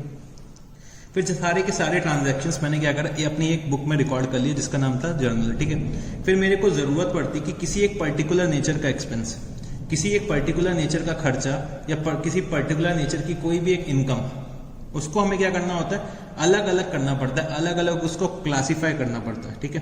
क्लासिफाई करना पड़ता है, तो इसी वजह से जो मेरा चौथा पार्ट है उसको हम लोग क्या बोल देते हैं, क्लासिफाइंग, ठीक है। तो जैसे कि ये मैंने जर्नल बना रखा है, ठीक है, जर्नल मैंने बनाया, मैंने ये जर्नल बनाया, इसमें बहुत सारे परचेज के ट्रांजैक्शंस थे, बहुत सारे सेल्स के ट्रांजैक्शंस क्लब थे, ठीक है, बहुत सारे ट्रांजैक्शंस परचेज के थे, बहुत सारे ट्रांजैक्शंस सेल्स के, ठीक है। ये मेरी क्या है, जर्नल है। फिर मैंने क्या करा, इन ट्रांजैक्शंस को निकाल के मैंने क्या करा, एक सेपरेट बुक बनाई जिसको हम लोगों ने क्या बोल दिया, लेजर, ठीक है। इसको हम लोगों ने क्या बोल दिया, लेजर। इसमें मैं क्या करूंगा, सिर्फ परचेज के ट्रांजैक्शंस मैंने अलग रिकॉर्ड कर लिया और जो सेल्स के ट्रांजैक्शंस है वो मैंने अलग रिकॉर्ड कर लिया, ठीक है। तो मैं क्या कर रहा हूँ, जर्नल की बुक से अपने ट्रांजैक्शंस को क्लासिफाई कर रहा हूँ लेजर में, जिससे कि हमें ये पता चल सके कि कोई एक पर्टिकुलर नेचर का खर्चा, इनकम, या फिर किसी पर्टिकुलर नेचर का जो एसेट है वो हमारे बुक्स में कितनी वैल्यू चल रही है, ठीक है। फॉर एग्जाम्पल, क्लासिफाई करने की जरूरत क्यों पड़ती है ये भी मैं थोड़ा सा और एक्सप्लेन करता हूँ, ठीक है। हमारे एक मिस्टर एक्स है, ठीक है, मिस्टर एक्स है, इन्होंने क्या करा, वाई से कुछ गुड्स परचेज करे, लेट्स टेक 25,000 रुपीज के, ठीक है, 25,000 रुपीज के गुड्स परचेज करे वाई से, और क्या करा, तो इन्होंने 25,000 के परचेज करे और वाई ने भी इनसे लेटर ऑन 30,000 रुपीज के गुड्स परचेज करे, ठीक है, 30,000 रुपीज के गुड्स परचेज करे। ये ट्रांजैक्शन मान लेते हैं कि ये हुआ 1 जुलाई को और ये हो रहा है 1 अगस्त को, ठीक है। अब मैंने क्या करा, अपने जर्नल में तो मैंने रिकॉर्ड कर लिया कि ये ट्रांजैक्शन मैंने परचेज का है, ये ट्रांजैक्शन मैंने सेल्स का किया हुआ, एक्स की बुक्स की अगर मैं बात करता हूँ, मैंने क्या करा कि एक्स की बुक्स में मैंने 25,000 रुपीज का परचेज भी करा है और 30,000 रुपीज का सेल भी करा है, बट ये मैंने कहा, जर्नल पे रिकॉर्ड कर रखा है। अब जर्नल में जब ढूंढने बैठूंगा तो मेरे को क्या करना पड़ेगा, सारे के सारे पन्ने फिर से पलटने पड़ेंगे, जिससे कि मेरे को पता चल सके मेरा वाई से क्या लेना है, क्या देना है। अगर मैं इसको मोटा मोटा देखूं तो मेरे को 5,000 रुपए, 5,000 रुपीज वाई से लेने होंगे, ठीक है, क्योंकि 25,000 की परचेज करी है और 30,000 रुपीज की सेल करी है। बट क्या होता है, बिजनेस में हमें जनरली याद नहीं रहता, एक महीने में अगर 1 महीना हो चुका होता है ट्रांजैक्शंस में, तो हम लोग चीजें क्या होता है, भूल जाते हैं, ठीक है। अब जब हम जर्नल के बार बार पन्ने पलटेंगे, ठीक है, इसमें क्या होगा, हमारा टाइम वेस्ट होगा। इसीलिए हम लोगों ने क्या करा, अपने ट्रांजैक्शंस को, किसी पर्टिकुलर नेचर के ट्रांजैक्शंस को हमने क्या करा, क्लासीफाई कर लिया। अब जैसे कि मेरी बुक्स में अगर वाई का अकाउंट बना होगा, ठीक है, एक्स की बुक में अगर वाई का अकाउंट मैंने बना रखा होगा, वाई का एक लेजर बना रखा होगा, वाई के ट्रांजैक्शंस को अलग से क्लासीफाई कर रखा होगा, तो मेरे को ऑन द स्पॉट पता चल जाएगा कि मेरे को कितना उससे लेना है या फिर मेरे को कितना उसको देना है, ठीक है। तो इसीलिए हमें क्या करने की जरूरत पड़ी, क्लासीफाई करना पड़ा अपने ट्रांजैक्शंस को, ठीक है। ट्रांजैक्शंस को क्या करना पड़ा, क्लासीफाई करना पड़ा, ठीक है। तो चलो जी और आगे बढ़ते हैं। जो हमारा नेक्स्ट पार्ट होता है, नेक्स्ट प्रोसेस होता है, नेक्स्ट स्टेप होता है, वो होता है समराइजिंग।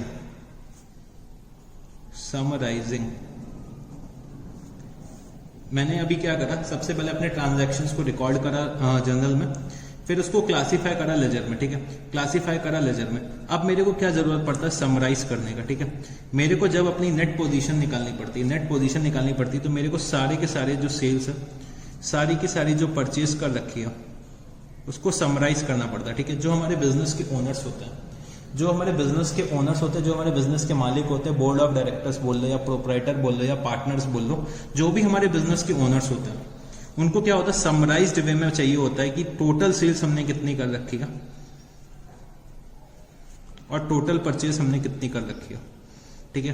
तो हमें क्या करना पड़ता है, उनको समराइज करके एक स्टेटमेंट के फॉर्म में लेकर आना होता है, जिसको हम लोग नाम दे देते हैं क्या, ट्रायल बैलेंस, जिसको हम लोग नाम दे देते हैं ट्रायल बैलेंस, ठीक है। तो हमने क्या करा, किसी एक पर्टिकुलर नेचर का खर्चा, किसी एक पर्टिकुलर नेचर के इनकम या फिर एसेट, लायबिलिटी या एक्सपेंस, जो भी आप कह लो, उसको हम लोग क्या करते हैं, समराइज करते हैं। समराइज करके हम लोग क्या करते हैं, एक ट्रायल बैलेंस के फॉर्म में लेकर आते हैं, ट्रायल बैलेंस में लेकर आते हैं, ठीक है। तो हम लोग summarising in the form of trial balance करते हैं। फिर ट्रायल बैलेंस के बेसिस पे हम लोग क्या बनाते हैं, प्रॉफिट एंड लॉस अकाउंट, अपने ईयर का प्रॉफिट एंड लॉस अकाउंट बनाते हैं। और क्या बनाते हैं हम लोग, बैलेंस शीट बना लेते हैं, ठीक है, बैलेंस शीट बनाते हैं। तो हम लोग क्या क्या बनाते हैं, एक ट्रायल बैलेंस बनाते हैं, फिर प्रॉफिट एंड लॉस बनाते हैं, उसी की बेसिस पे हम लोग क्या करते हैं, बैलेंस शीट भी बनाते हैं। तो ट्रायल बैलेंस के बेसिस पे हम लोग प्रॉफिट एंड लॉस और बैलेंस शीट बनाते हैं। तो प्रॉफिट एंड लॉस से हमें ये पता चलता है कि हमने हमारी नेट गेन या लॉस किया, नेट प्रॉफिट या लॉस किया, नेट गेन या नेट लॉस, या फिर नेट प्रॉफिट या नेट लॉस किया। बैलेंस, इसको हम लोग और क्या बोलते हैं, इसको हम लोग बोल लेते हैं इनकम स्टेटमेंट, इनकम स्टेटमेंट, ठीक है। और जो हमारी बैलेंस शीट होती है, इसमें सारे हमारे एसेट्स आ जाते हैं और हमारी सारी क्या आ जाती हैं, लायबिलिटीज आ जाती हैं। हमारे सारे एसेट्स बिजनेस के और सारे हमारी लायबिलिटीज बिजनेस की, वो हम लोग क्या करते हैं, अकाउंट फॉर कर लेते हैं बैलेंस शीट में, ठीक है। बैलेंस शीट में सारे एसेट्स, मतलब क्या मेरे पास वर्थ है, हमारे बिजनेस की वर्थ क्या है, और उन वर्थ को मैंने कौन कौन सी लायबिलिटीज के थ्रू क्रिएट करा, ठीक है। अपने एसेट्स को मैंने कौन कौन सी लायबिलिटीज के थ्रू क्रिएट करा, वो हम कहां देखते हैं, अपने बैलेंस शीट में, ठीक है। सो एसेट्स और लायबिलिटीज, एसेट्स को हम लोग क्या बोल लेते हैं, अपना पोजीशन स्टेटमेंट बताते हैं, ठीक है। इसको हम लोग बोल लेते हैं पोजीशन स्टेटमेंट, ठीक है, पोजीशन स्टेटमेंट बोल देते हैं, ठीक है। फिर जो हमारा नेक्स्ट पार्ट होता है, वो क्या होता है, एनालिसिस एंड इंटरप्रिटेशन, ठीक है, एनालिसिस एंड इंटरप्रिटेशन, ठीक है, एनालिसिस एंड इंटरप्रिटेशन। अब यहाँ पे हमारा as a role of CA शुरू होता है, ठीक है, हमारा as a role of CA यहाँ पे शुरू होता है। सारे के सारे जब profit and loss, general ledger, trial balance, profit and loss और बैलेंस शीट बन जाता है, तो हमारा as a role of CA यहाँ पे शुरू होता है कि जैसे कि मैंने अपने बिजनेस में टोटल सेल्स लेफ्ट से कर रखी है 60,000 रुपीज, ठीक है, 60,000 रुपीज सेल्स कर रखी है ड्यूरिंग द ईयर 2019, ठीक है।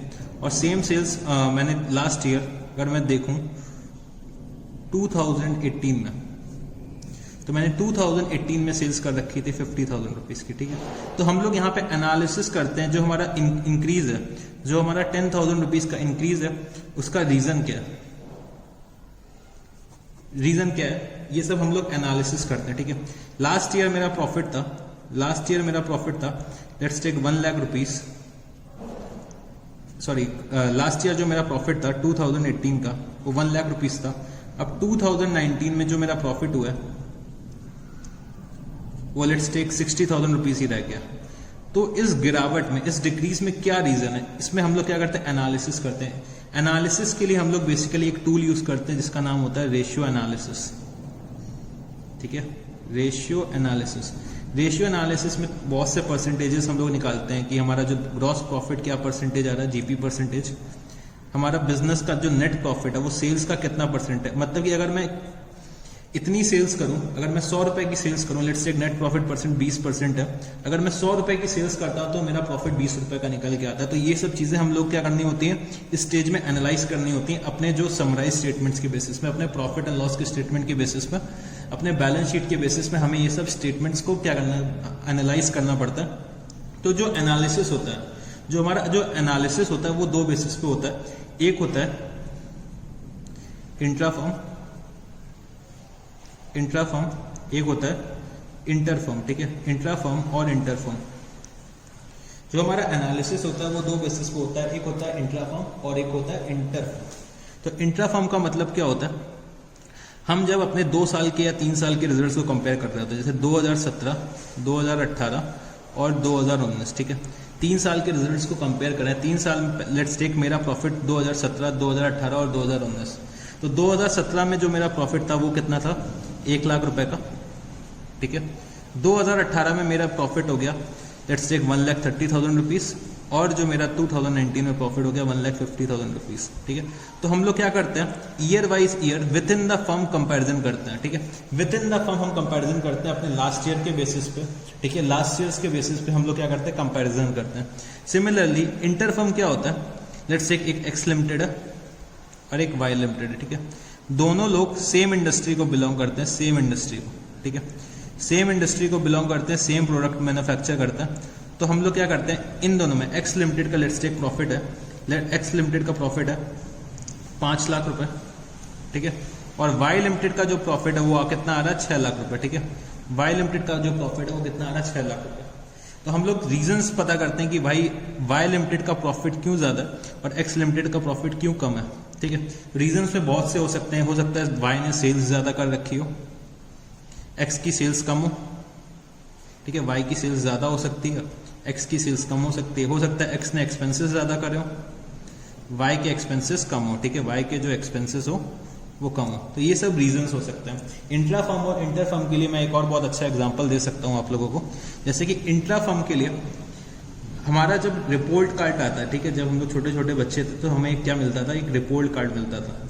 रिपोर्ट कार्ड में जब मेरे को मिलता था तो मैं अपने आप से कंपेयर करता था कि मेरे जो फर्स्ट टर्म में कितने नंबर आए, फिर मेरे सेकंड टर्म में कितने नंबर आए और फिर मेरे थर्ड टर्म में कितने नंबर आए। तो एक बच्चा अपने रिजल्ट्स को 3 टर्म्स में कंपेयर करता है। ठीक है, 3 टर्म्स में जो मतलब 3 बार जो एग्जाम्स दिए, तो मेरे फर्स्ट टर्म में कितने एग्जाम नंबर आए, सेकंड टर्म में कितने नंबर आए और थर्ड टर्म में कितने नंबर आए।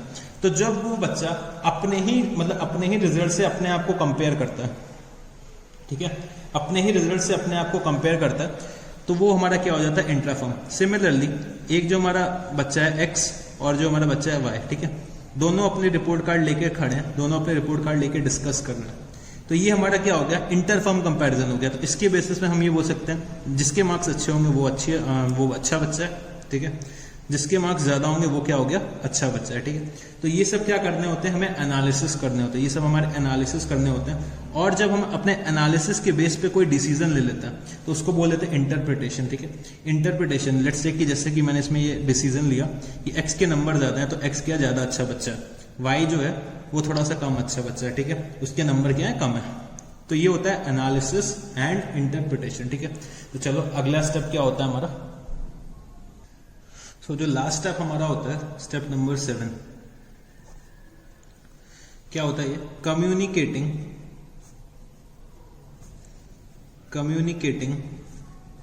To users. ठीक है, कम्युनिकेटिंग टू यूजर्स। हमने जो एनालिसिस करे, जो इंटरप्रिटेशंस करे, जो हमारे रिजल्ट्स निकल के आए, नेट प्रॉफिट या नेट लॉस या बैलेंस शीट या प्रॉफिट एंड लॉस अकाउंट, उसको हमें क्या करना पड़ता है, अपने अपने रिजल्ट्स को क्या करना पड़ता है, कम्युनिकेट करना पड़ता है। रिजल्ट जैसे प्रॉफिट और लॉस, ठीक है, प्रॉफिट या लॉस हमें क्या करना पड़ता है, इन्फॉर्म करना पड़ता है, कम्युनिकेट करना पड़ता है उसके यूजर्स को। ठीक है, तो यूजर्स कौन कौन होते हैं वो भी हम लोग जान लेते हैं। एक होते हैं हमारे इंटरनल, एक होते हैं हमारे एक्सटर्नल यूजर्स। ठीक है, इंटरनल यूजर्स वो यूजर्स होते हैं जो विद इन द ऑर्गेनाइजेशन होते हैं और एक्सटर्नल यूजर्स वो यूजर्स होते हैं जो आउटसाइड द ऑर्गेनाइजेशन होते हैं। ठीक है, दोनों ही हमारे प्रॉफिट और लॉस, हमारे जो रिजल्ट्स में इंटरेस्टेड होते हैं। तो इंटरनल में जैसे हमारे कौन हो गए, owner, board of directors, partners, employees. ठीक है, एम्प्लॉइज। ओनर्स को पता होना चाहिए कि उनके बिजनेस में क्या प्रॉफिट है, क्या एक्सपेंसेस हो रहे हैं, तो उनको भी ये सब इंफॉर्मेशन होनी चाहिए रिजल्ट्स की। ठीक है, एम्प्लॉइज को भी पता होना चाहिए कि उनकी ऑर्गेनाइजेशन जो है, उनकी ऑर्गेनाइजेशन या उनकी एंटरप्राइज जो उनकी कंपनी है वो ग्रोथ कर रही है कि उसमें डाउनफॉल है, क्योंकि उसके बेसिस में वो लोग थोड़ा सा अंडरस्टैंडिंग डेवलप कर सकते हैं कि उनका प्रमोशन कैसे क्या होगा, उनकी ग्रोथ कैसे क्या रहेगी। तो एम्प्लॉइज को भी अपने रिजल्ट्स के बारे में, अपने ऑर्गेनाइजेशन के रिजल्ट्स के बारे में मालूम होना चाहिए। ठीक है, सिमिलरली एक्सटर्नल में हमारे क्या आ जाएंगे, गवर्नमेंट। ठीक है, गवर्नमेंट को क्यों मालूम होना चाहिए, जिसके गवर्नमेंट को इसलिए मालूम होना चाहिए जिससे कि उसे ये पता चल सके कि हमारा क्या प्रॉफिट है या लॉस है, और प्रॉफिट और लॉस के बेसिस में गवर्नमेंट क्या ले सके, हम लोगों से टैक्स ले सके। ठीक है, प्रॉफिट या लॉस के बेसिस में गवर्नमेंट हमसे क्या ले सके, टैक्स ले सके। और हमारे किसको पता होना चाहिए, क्रेडिटर्स को।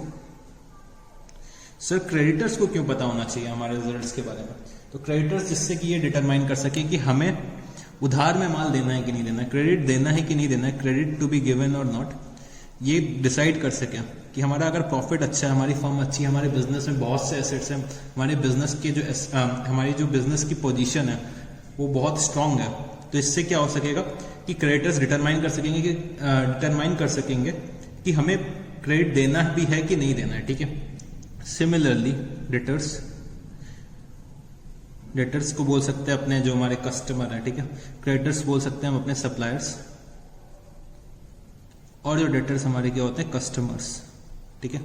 जो हमारे बिजनेस के कस्टमर्स होते हैं वो डिटरमाइन कर सकेंगे कि भाई हमारी जो ऑर्गेनाइजेशन है उसके जो हमें गुड क्वालिटी प्रोडक्ट्स दे पाएगी कि नहीं दे पाएगी, ठीक है। गुड क्वालिटी प्रोडक्ट्स दे पाएगी कि नहीं दे पाएगी, हमारी क्या स्टैंडिंग है मार्केट में, उसके बेसिस में कस्टमर्स भी डिसाइड करते हैं कि हमें कौन से सप्लायर से प्रोडक्ट परचेज करना चाहिए, ठीक है, कौन से सप्लायर से प्रोडक्ट परचेज करना चाहिए। तो ये चीज़ें कुछ ये हो गए हमारे एक्सटर्नल, कुछ हमारे एक्सटर्नल ये हो गए एक्सटर्नल यूजर्स, कुछ हमारे हो गए इंटरनल यूजर्स, ठीक है। तो ये पूरा का पूरा अकाउंटिंग का प्रोसेस फ्लो होता है, अकाउंटिंग का पूरा ये प्रोसेस फ्लो होता है। अगर मैं इसको समराइज करूं तो मैं इसको ऐसे लिख सकता हूं, जो मेरा सबसे पहले क्या होता है, identification of financial transactions and events. Identification of financial transactions and events, कौन से ट्रांजैक्शंस और इवेंट्स, बिजनेस के जो ट्रांजैक्शंस होते हैं, ठीक है। फिर इसको हम लोगों को क्या करना है, मेजर करना है किसमें, मनी वैल्यू पे। तो आई, उसके बाद क्या होता है एम, तो measuring of identified transactions in money value. फिर जब हमने मेजर कर लिया तो हमें उसको क्या करना पड़ता है, अपने बुक्स ऑफ अकाउंट्स में रिकॉर्ड करना पड़ता है। रिकॉर्ड हम लोग किस चीज में करते थे, जर्नल पे, ठीक है। रिकॉर्ड हम लोग किस में करते थे, जर्नल में।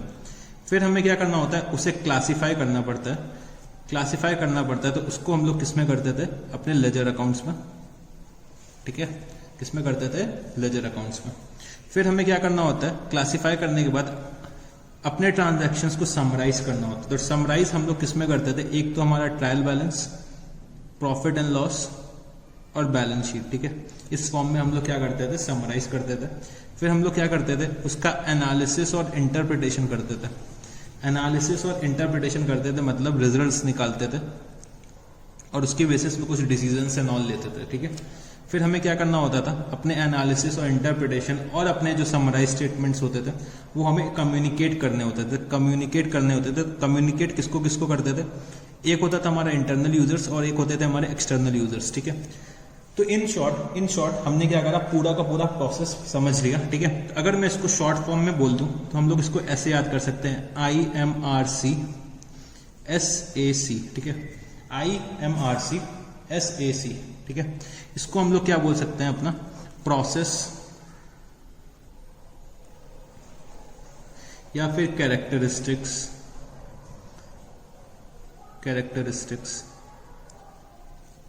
या फिर एट्रीब्यूट्स ऑफ अकाउंटिंग, ठीक है। प्रोसेस, कैरेक्टरिस्टिक्स या फिर एट्रीब्यूट्स ऑफ अकाउंटिंग, ठीक है। तो होप सो आप लोगों को ये थोड़ा सा प्रोसेस समझ में आ गया होगा। तो चलो हम लोग और थोड़ा सा आगे बढ़ते हैं। सो एक बहुत प्यारी सी डेफिनेशन दे रखी हुई है हमारे American institute of certified public accountants ने। तो चलो पहले हम लोग इसको नोट करते हैं, फिर समझने की कोशिश करते हैं। सो हमारे AICPA क्या बोलते हैं, accounting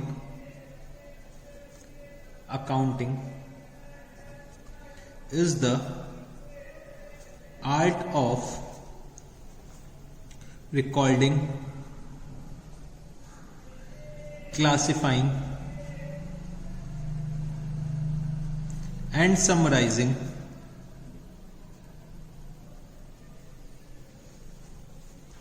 summarizing in a significant manner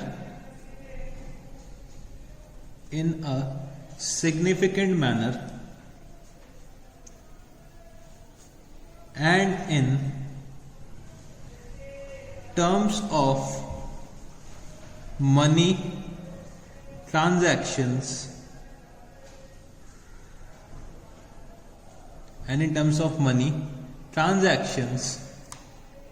and events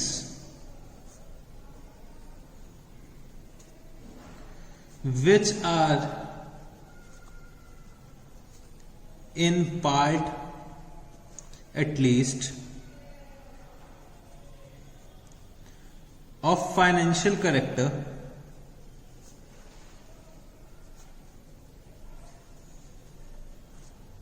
and interpreting of financial character and interpreting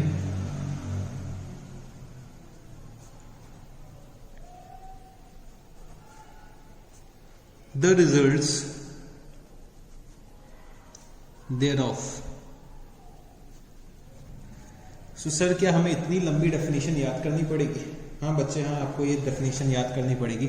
आज से आपको कोई भी पूछे कि अकाउंटिंग क्या होता है, अकाउंटिंग क्या होता है, आप लोगों को बस ये डेफिनेशन सुना देनी है, ठीक है? आप लोगों को ये डेफिनेशन सुना देनी है कि मेरे को पता है मेरे को अकाउंटिंग क्या होता है।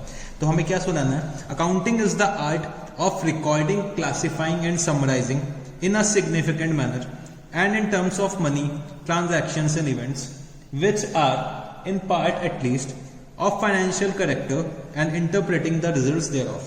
ठीक है, तो चलो समझने की कोशिश करते हैं। तो accounting is the art, art मतलब अकाउंटिंग क्या है? एक कला है।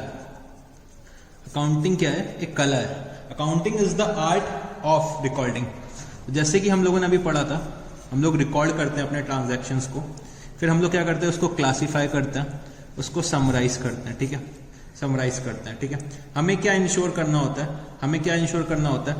जो हमारे जो ट्रांजैक्शंस और इवेंट्स होते हैं, हमारे जो ट्रांजैक्शंस और इवेंट्स होते हैं जो कि फाइनेंशियल नेचर के होते हैं, जो भी फाइनेंशियल नेचर के होते हैं, उन्हें हमें अपने बुक्स ऑफ अकाउंट्स में रिकॉर्ड करना होता है, क्लासीफाई करना होता है, समराइज करना होता है, ठीक है?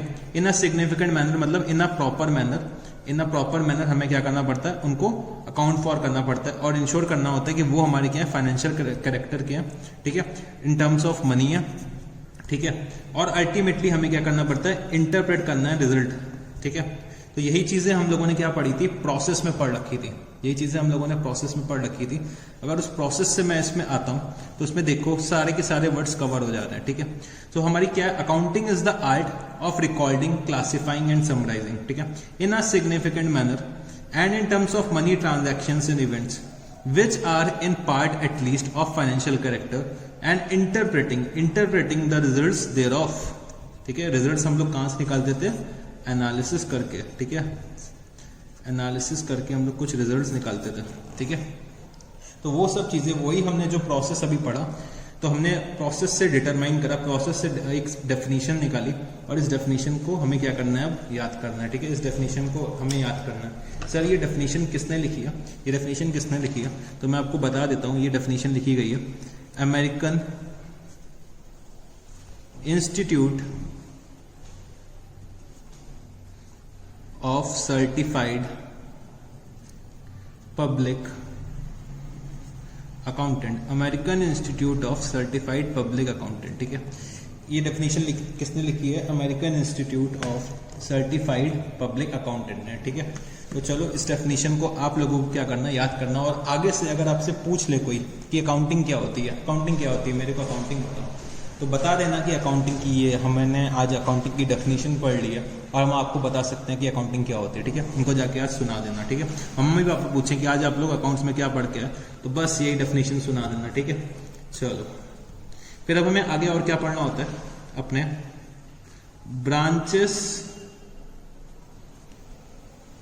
Branches of accounting, branches of accounting. तो हमारी अकाउंटिंग की क्या क्या ब्रांचेस होती हैं वो हमें अभी पढ़नी है और समझनी है, ठीक है? सो जो हमारी पहली ब्रांच होती है उसका क्या नाम होता है?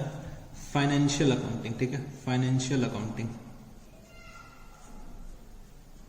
फाइनेंशियल अकाउंटिंग जो कि अभी हम लोग पढ़ने जा रहे हैं, ठीक है? फाइनेंशियल अकाउंटिंग जो हम लोग पढ़ने जा रहे हैं।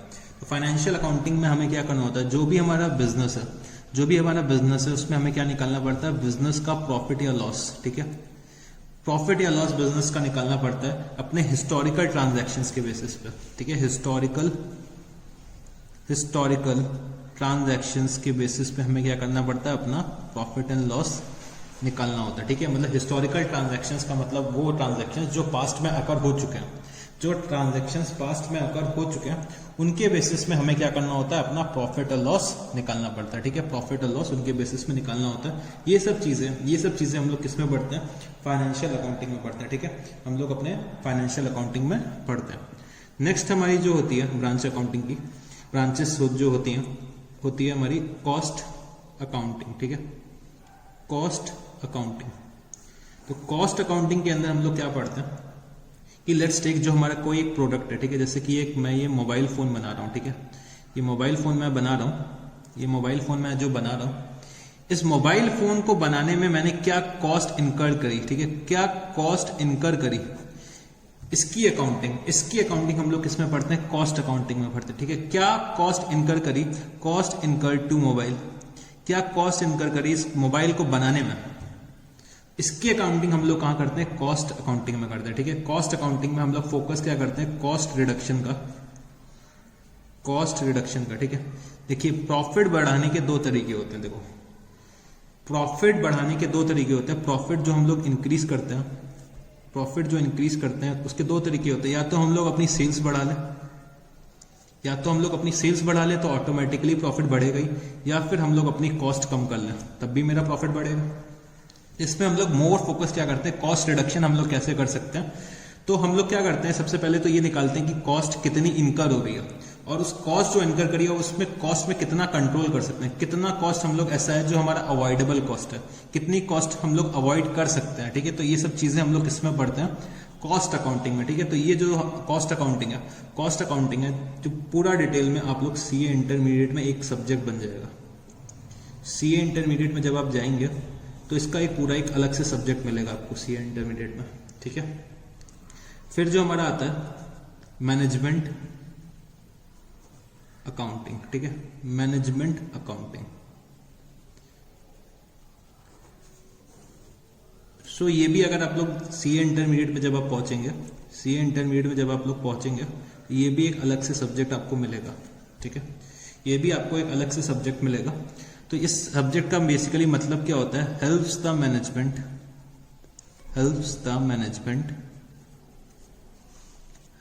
Management in decision making. ठीक है, डिसीजन मेकिंग के लिए ये सब्जेक्ट हम लोग पढ़ते हैं। ठीक है, मैनेजमेंट अकाउंटिंग हम लोग क्या करते हैं, इसके बेसिस पे डिसीजन लेते हैं। सर कैसे डिसीजंस लेने होते हैं, क्या आप हमें बता सकते हैं। तो चलो बच्चे मैं बताता हूँ। ठीक है, तो लेट्स टेक हमने क्या करा, 2 प्रोडक्ट बना रहे हैं, एक प्रोडक्ट का नाम है एक्स और एक प्रोडक्ट का नाम है वाई। ठीक है, एक प्रोडक्ट का नाम है एक्स और एक प्रोडक्ट का नाम है वाई। ठीक है, अब मैं एक्स को बनाने में कॉस्ट इनकर कर रहा हूं, लेट्स टेक 25 रुपीज। ठीक है, दोनों प्रोडक्ट बनाने के लिए मैं एक अजम्पशन ले लेता हूं, जो मैं रॉ मटेरियल ले रहा हूं दोनों के लिए सेम है। ठीक है, तो मेरे को एक्स बनाने में 25 रुपीज की कॉस्ट टोटल निकल के आती है, और जब मैं वाई बनाता हूं तो मेरी कॉस्ट निकल के आती है 27। ठीक है, मेरी जो कॉस्ट निकल के आती है 27। ठीक है, और जो दोनों की सेल्स प्राइस है, ठीक है, सेल्स प्राइस है, एक्स की हमारी 50 है और वाई की भी हमारी 50 है। ठीक है, एक्स भी हमारा 50 का है और वाई भी हमारा 50 का है। ठीक है, अगर मैं प्रॉफिट निकालना चाहूँ कितना निकल के आएगा, 25 रुपीज का, इसमें कितना निकल के आएगा 23 रुपीज का। तो मैं इसमें डिसीजन लेता हूं कि मेरे को क्या एक्स ज्यादा बनाना चाहिए और वाई लिमिटेड बनाना चाहिए। ठीक है, क्योंकि मैं एक्स में ज्यादा अर्न कर रहा हूं। तो ये सब चीजें डिसीजन मेकिंग, कौन सा प्रोडक्ट प्रोड्यूस करना है कि नहीं करना है। ठीक है, कौन सा प्रोडक्ट प्रोड्यूस करना है कि नहीं करना है, कौन से प्रोडक्ट में कौन सी मार्केट में हमें प्रोडक्ट सेल करना है कि नहीं करना है, ये सब डिसीजन, ये सब एनालिसिस हम लोग कहां पे करते हैं, मैनेजमेंट अकाउंटिंग में। ठीक है, मैनेजमेंट अकाउंटिंग में। तो ये सब डिसीजन मेकिंग हमें मैनेजमेंट अकाउंटिंग में लेनी पड़ती है। हमारी जो मैनेजमेंट होती है वो हम डिसीजंस लेती है। ठीक है, तो मैनेजमेंट अकाउंटिंग हमें कैसे डिसीजन लेना है वो हमें मैनेजमेंट अकाउंटिंग में सीखने को मिलता है। ठीक है, नेक्स्ट जो हमारा होता है वो होता है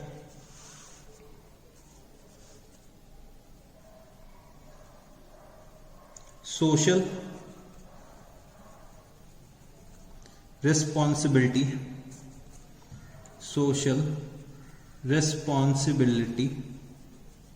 अकाउंटिंग। Social responsibility accounting. देखो जो बच्चे, जब बिजनेस चलता है तो बिजनेस हमारे बहुत से सोशल कॉस्ट इनकर करता है। बिजनेस जब हमारा चलता है तो बहुत सी सोशल कॉस्ट इनकर करता है और बहुत से सोशल बेनिफिट्स डिराइव भी करता है, ठीक है। सोशल कॉस्ट बहुत सी इनकर करता है, मतलब सोसाइटी की कॉस्ट बहुत सारी इनकर करता है, जो हमारी सोसाइटी को कॉस्ट इनकर करनी पड़ती है, प्लस सोसाइटी को कुछ बेनिफिट्स जो मिलते हैं, ठीक है। तो जो हमारे जो बिजनेस के सोशल कॉस्ट और सोशल बेनिफिट्स हैं, सोशल कॉस्ट और सोशल बेनिफिट्स हैं, वो हम लोग किस में पढ़ते हैं, सोशल रिस्पॉन्सिबिलिटी अकाउंटिंग में, ठीक है। जैसे हमारे बिजनेस की सोशल कॉस्ट क्या है, जैसे कि हम लोग क्या करते हैं, जब बिजनेस चलाते हैं तो पॉल्यूशन काफी इनकर करता है, ठीक है। पॉल्यूशन काफी इनकर करते हैं, तो ये हमारी क्या हो गई, एक सोशल कॉस्ट हो गई, ठीक है। और हमारी क्या सर होती होंगी फिर सोशल कॉस्ट। सो और बच्चे, हम लोग सोसाइटी से लैंड लेते हैं, लैंड यूज करते हैं, सोसाइटी से हम लोग लेबर का भी यूटिलाइजेशन करते हैं, ठीक है। और सोसाइटी से हम लोग क्या करते हैं, रॉ मटेरियल्स भी लेते हैं, ठीक है, रॉ मटेरियल्स भी लेते हैं। तो ये सब बिजनेस की क्या होती है, सोशल कॉस्ट होती है, ठीक है। ये सब क्या होती है, बिजनेस की सोशल कॉस्ट होती है। तो सर सोशल बेनिफिट्स क्या होते हैं, सोशल बेनिफिट्स में क्या करता है, जो हमारा बिजनेस होता है लोगों के लिए क्या करता है, एम्प्लॉयमेंट अपॉर्चुनिटीज क्रिएट करता है, ठीक है। तो एम्प्लॉयमेंट हम देते हैं लोगों को, मोर ओवर रिक्रिएशन फैसिलिटीज मिलती हैं, बेटर प्रोडक्ट या कह सकते हैं बेटर प्राइस या कह सकते हैं चीप प्राइस। और क्या मिलता है सोसाइटी को, बेटर क्वालिटी प्रोडक्ट्स मिलता, बेटर क्वालिटी प्रोडक्ट्स, ठीक है। तो ये सब हमारे जो बिजनेस के सोशल कॉस्ट और सोशल बेनिफिट्स जो होता है, उसकी अकाउंटिंग हम लोग कहाँ समझते हैं, सोशल रिस्पॉन्सिबिलिटी अकाउंटिंग में समझते हैं। तो सर क्या ये हमारा एक कोई सब्जेक्ट बनेगा चल के आगे, नहीं बच्चे नहीं, ये आपका अभी आगे चल के कोई भी सब्जेक्ट नहीं बनेगा, ये बस हम लोगों के लिए आज ही शुरू है और आज ही शायद यहीं पे खत्म हो जाएगा। तो हमें बस इतना मालूम होना चाहिए हमारे क्या बिजनेस के सोशल कॉस्ट होते हैं और सोशल बेनिफिट्स होते हैं, ठीक है। चलो और आगे बढ़ते हैं। जो हमारा लास्ट होता है ब्रांच अकाउंटिंग का, तो वो होता है ह्यूमन रिसोर्स अकाउंटिंग, ठीक है, ह्यूमन रिसोर्स अकाउंटिंग। सो ये इसमें हम लोग क्या पढ़ते हैं, जो भी कॉस्ट हम लोग अपने एम्प्लॉयज पे इनकर करते हैं, जो भी कॉस्ट हम लोग अपने एम्प्लॉयज पे इनकर करते हैं, उसको एम्प्लॉयज पे जो इनकर करते हैं उसको हमें अकाउंट फॉर करना पड़ता है, उसको हमें क्या करना होता है, अकाउंट फॉर करना पड़ता है। तो बेसिकली ये चीजें हम लोग फाइनेंशियल अकाउंटिंग में अकाउंट फॉर नहीं कर पाते, इसलिए हम लोग इसमें करते हैं ह्यूमन रिसोर्सेज में। तो सर कैसी कॉस्ट हमें इनकर करनी पड़ती होगी, बच्चे जब आप एम्प्लॉयज को हायर करते हो तो आप लोगों को रिक्रूटमेंट करना पड़ता होगा, ठीक है, उनकी ट्रेनिंग करनी पड़ती होगी, ठीक है। ये सब कॉस्ट, उनको क्या वेजेस, क्या सैलरी, क्या रिटायरमेंट बेनिफिट्स मिलना है, ठीक है, क्या रिटायरमेंट बेनिफिट्स उनको प्रोवाइड करने हैं, ये सब चीजें हम लोग कहाँ पे पढ़ते हैं, ह्यूमन रिसोर्स अकाउंटिंग में, ठीक है। तो सर क्या ह्यूमन रिसोर्स अकाउंटिंग भी हमारा कोई सब्जेक्ट बनेगा आगे चल के, नहीं बच्चे नहीं, ह्यूमन रिसोर्स अकाउंटिंग भी हमारा सिलेबस हमारे करिकुलम के सीए के करिकुलम में कोई आगे चल के सब्जेक्ट नहीं बनेगा, बस एक चैप्टर आएगा कभी फ्यूचर में, कभी आएगा जिसका नाम होगा ह्यूमन रिसोर्स अकाउंटिंग, ठीक है। एक चैप्टर आएगा कभी फाइनेंशियल अकाउंटिंग में आगे चल के, ठीक है, जब आप लोग सीए इंटरमीडिएट सीए फाइनल में होंगे तब एक चैप्टर आएगा बस ह्यूमन रिसोर्स अकाउंटिंग करके, वो आपको पढ़ना होगा, ठीक है। अभी के लिए बस आपको इतना मालूम होना चाहिए, जो हम लोग एम्प्लॉयज से रिलेटेड कॉस्ट होती है उसको जो हम लोग स्टडी करते हैं, उसको जो हम लोग अकाउंट फॉर करते हैं, उसको हम लोग क्या बोल देते हैं, ह्यूमन रिसोर्स अकाउंटिंग, ठीक है, ह्यूमन रिसोर्स अकाउंटिंग, ठीक है। सर हमें ये चीज भी समझ में आ गई। तो चलो बच्चों थोड़ा सा और आगे बढ़ते हैं अब हम लोग। सो हमारा जो नेक्स्ट चीज है वो हम लोग पढ़ने जा रहे हैं book keeping.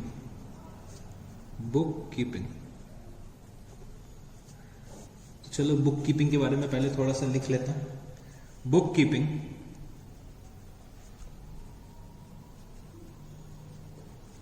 is an activity, bookkeeping is an activity concerned with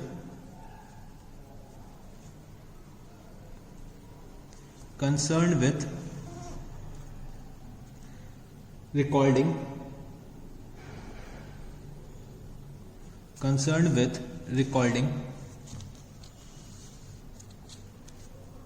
of financial data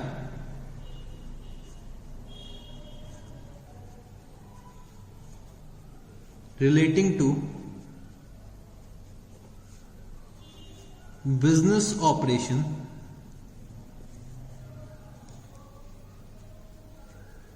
operations in a significant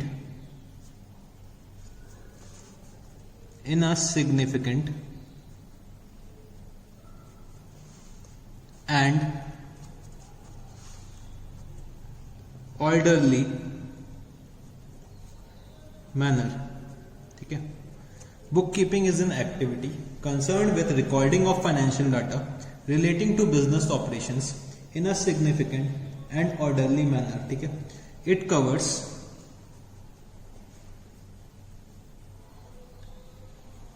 procedural aspects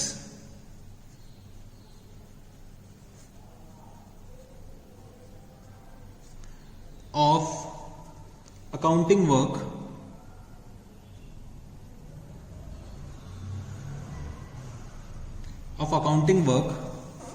procedural aspects of accounting work and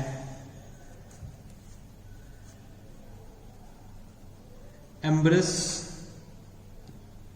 record keeping function. ठीक है. record keeping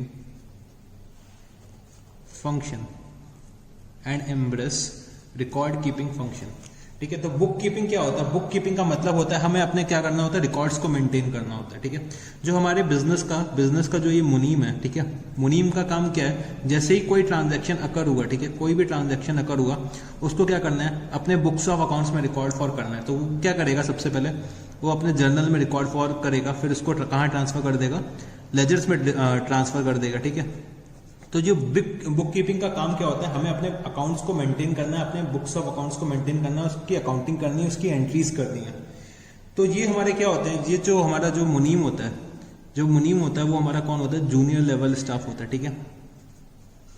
junior level staff होता है. तो sir book keeping और accounting में फिर difference क्या हुआ? अकाउंटिंग में भी हम लोग क्या कर रहे थे, रिकॉर्ड्स मेंटेन कर रहे थे, जर्नल कर रहे थे, लेजर भी कर रहे थे. ठीक है. बट बच्चे बुक कीपिंग में कभी भी समराइजिंग वाला जो हम लोगों ने पार्ट पढ़ा था वो नहीं आएगा. जैसे कि हम लोग बुक कीपिंग में कभी भी balance sheet, profit and loss या फिर ट्रायल बैलेंस नहीं मेंटेन करते हैं. वो हमारे किसका पार्ट होता है, अकाउंटिंग का पार्ट होता है. तो बेसिकली बुक कीपिंग क्या है, हमारा पार्ट है अकाउंटिंग का. ठीक है. बुक कीपिंग हमारा किसका पार्ट है, अकाउंटिंग का पार्ट है. और वो सिर्फ इतने किससे कंसर्न है, जर्नल और लेजर, मतलब रिकॉर्डिंग और क्लासिफाइंग से ही रिलेटेड है. ठीक है. रिकॉर्डिंग एंड क्लासिफाइंग, मतलब रिकॉर्डिंग एंड क्लासिफाइंग के लिए तो बच्चे ये दो शब्द और भी यूज होने चाहिए. आइडेंटिफिकेशन ऑफ फाइनेंशियल ट्रांजैक्शन, जब आइडेंटिफाई करेंगे ट्रांजैक्शन को और वो जो मॉनेटरी वैल्यू होगा तभी तो हम रिकॉर्डिंग और उसकी क्लासिफाइंग कर पाएंगे. ठीक है. तो इनिशियली के जो 4 स्टेप्स थे, नहीं थे, जो इनिशियली के 4 स्टेप्स हम लोगों ने पढ़े थे,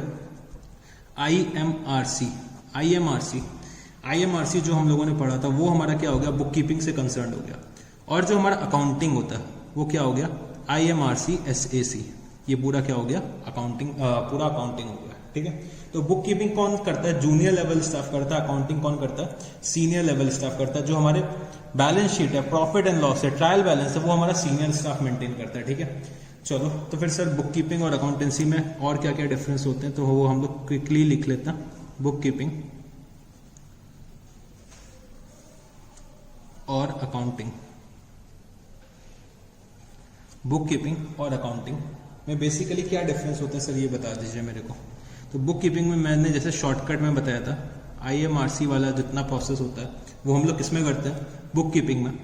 और जो हमारा अकाउंटिंग होता है वो उसमें क्या करते हैं, IMRC SAC. ठीक है. IMRC SAC मतलब पूरा का पूरा प्रोसेस ये होता है अकाउंटिंग का, और उसको हाफ में डिवाइड कर दे तो वो क्या हो गया, मेरा बुक कीपिंग. ठीक है. तो जो हमारा बुक कीपिंग होता है वो जूनियर लेवल स्टाफ करता है, जिसको बस डेबिट और क्रेडिट का आइडिया होता है, जिसको बस अकाउंटिंग एंट्रीज करनी आती है.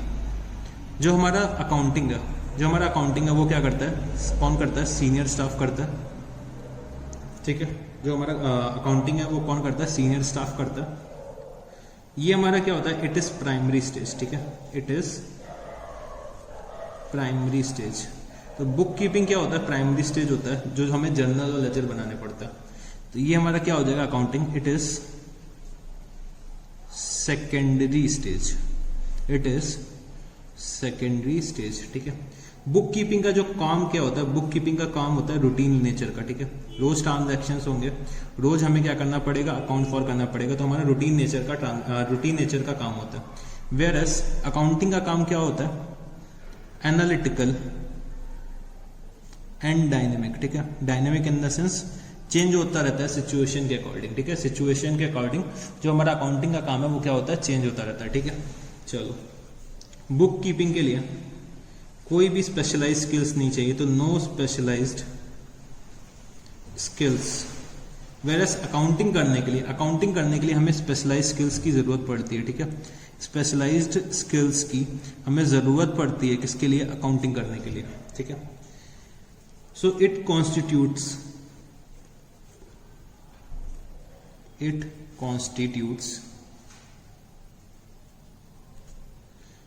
as a base for accounting, it constitutes as a base for accounting, और ये क्या होता है, it is considered as a language of business, it is considered as a language of business. तो हम अकाउंटिंग को क्या कंसिडर करते हैं, अपने बिजनेस की लैंग्वेज कंसिडर करते हैं। जैसे कि हम लोग क्या करते हैं, हमारी जो लैंग्वेज होती है वो क्या होती है, हम लोग हिंदी बोलना जानते हैं, हम लोग इंग्लिश बोलना जानते हैं, ठीक है। हम लोग हिंदी और अंग्रेजी दोनों ही बोलना जानते हैं। सिमिलरली बिजनेस की क्या लैंग्वेज होती है, वो होती है अकाउंटिंग। बिजनेस किस नेचर में बोलता है, अकाउंटिंग के टर्म्स में बोलता है। उस बिजनेस की जो लैंग्वेज होती है वो क्या होती है, अकाउंटिंग होती है, ठीक है। तो चलो, ये कुछ डिफरेंसेस होते हैं बुक कीपिंग और अकाउंटिंग में, जो आप लोगों को ये याद करना है, ठीक है। ये शॉर्ट मार्क्स में 2 या 4 नंबर में ये लोग पूछ सकते हैं, 2 या 4 मार्क्स में एक डिफरेंसेस पूछ सकते हैं कि बुक कीपिंग और अकाउंटिंग में क्या डिफरेंसेस होते हैं। बुक कीपिंग और अकाउंटिंग में क्या डिफरेंसेस होते हैं वो ये लोग पूछ सकते हैं 2 से 4 मार्क्स के बीच में, ठीक है। तो चलो बच्चे, और आगे हम थोड़ा सा बढ़ते हैं। ऑब्जेक्टिव्स ऑफ अकाउंटिंग, ऑब्जेक्टिव्स क्या क्या होते हैं अकाउंटिंग के, वो हम लोग समझने की कोशिश करते हैं, ठीक है। तो जो हमारा पहला ऑब्जेक्टिव होता है वो क्या होता है, to record financial transactions and events, to record financial transactions and events. जो हमारा पहला ऑब्जेक्टिव होता है वो क्या होता है कि हमें अपने ट्रांजैक्शंस को और इवेंट्स को अकाउंट फॉर करना है अपने बुक्स ऑफ अकाउंट्स में, ठीक है। तो हमें क्या करना है, रिकॉर्ड करना है। अगर आपने अच्छे से वो प्रोसेस फ्लो जो मैंने प्रोसेस फ्लो बताया था, अगर वो आपने समझ लिया तो उसके बेसिस में ये चैप्टर कुछ भी नहीं है। फर्स्ट चैप्टर जो हमारा है, जो हम लोग बेसिकली फर्स्ट चैप्टर ही पढ़ रहा है, तो उसके बेसिस अगर वो चीज़ आपने अच्छे से समझ ली है तो ये सब चीज़ें तो ऑटोमेटिकली आपको समझ में आती चली जाएंगी, ठीक है। तो to record financial transactions and event, हमारा क्या ऑब्जेक्टिव होता है, हमें अपने ट्रांजैक्शंस और इवेंट्स को अकाउंट फॉर करना है। जो हम लोग अपने ट्रांजैक्शंस और इवेंट्स को अकाउंट फॉर करते हैं उसके बेसिस में हम लोग क्या डिटरमाइन करते हैं, प्रॉफिट एंड लॉस। तो टू डिटरमाइन प्रॉफिट और लॉस, ठीक है। हमारा ऑब्जेक्टिव क्या होता है, हमें बिजनेस का, हमारे बिजनेस से क्या प्रॉफिट क्या लॉस हुआ है वो हमें क्या करना होता है, डिटरमाइन करना होता है, ठीक है। क्या करना होता है, डिटरमाइन करना होता है। फिर जो तीसरा पॉइंट होता है, टू डिटरमाइन फाइनेंशियल पोजीशन, ठीक है। टू डिटरमाइन फाइनेंशियल पोजीशन, हमें क्या करना होता है, अपने बिजनेस की फाइनेंशियल पोजीशन डिटरमाइन करनी होती है। तो फाइनेंशियल पोजीशन के लिए बेसिकली हम लोग बैलेंस शीट बनाते हैं, और प्रॉफिट एंड लॉस हम लोग प्रॉफिट एंड लॉस डिटरमाइन करने के लिए हम लोग क्या बनाते हैं, प्रॉफिट एंड लॉस अकाउंट बनाते हैं, ठीक है। तो ये क्या हो गया, to determine profit and loss, to determine financial position. इसीलिए हम लोग क्या करते हैं, अकाउंटिंग करते हैं। फिर हमारा क्या आता है, असिस्टेंस टू मैनेजमेंट, ठीक है, असिस्टेंस टू मैनेजमेंट। अब हमने क्या करा, प्रॉफिट एंड लॉस निकाला, अपनी फाइनेंशियल पोजीशन डिटरमाइन कर ली। तो मैनेजमेंट क्या कर सकता है, मैनेजमेंट अब उन जो डाटा मैनेजमेंट को जो डाटा मिला उसके बेसिस में क्या कर सकता है, डिसीजन मेकिंग कर सकता है। तो हमारा जो अकाउंटिंग का जो डाटा है वो असिस्ट करता है मैनेजमेंट को कि हम लोग क्या कर सके, डिसीजन मेकिंग ले सकें, डिसीजंस ले सकें, ठीक है। तो असिस्टेंस टू मैनेजमेंट किस लिए? डिसीजन मेकिंग के लिए, ठीक है। डिसीजन मेकिंग के लिए हम लोग क्या करता है, अकाउंटिंग हमारा मैनेजमेंट को असिस्ट करता है, ठीक है। फिर जो हमारा आता है कम्युनिकेटिंग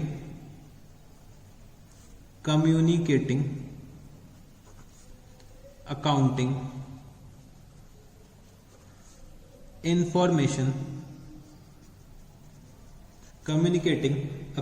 इंफॉर्मेशन टू यूजर्स, ठीक है। तो जो हम लोगों ने पूरा प्रोसेस फ्लो पढ़ा था वही हम लोगों ने फिर से लिख दिया है, वही हमारे क्या होते हैं बिजनेस के ऑब्जेक्टिव्स होते हैं। तो communicating accounting information to users. Users हमारे कौन से होते थे? एक होते थे हमारे इंटरनल और एक्सटर्नल, ठीक है। हमें अपने अकाउंटिंग के डाटा को यूजर्स को कम्युनिकेट करना होता है, ठीक है। तो चलो और आगे बढ़ते हैं अब हम लोग। Advantages of accounting. एडवांटेजेस क्या क्या होते हैं अकाउंटिंग के, वो भी अब हम लोग समझते हैं क्विकली, ठीक है। एडवांटेजेस, अकाउंटिंग करने से हमें क्या क्या बेनिफिट मिलता है, ठीक है। तो सबसे पहले क्या होता है, financial information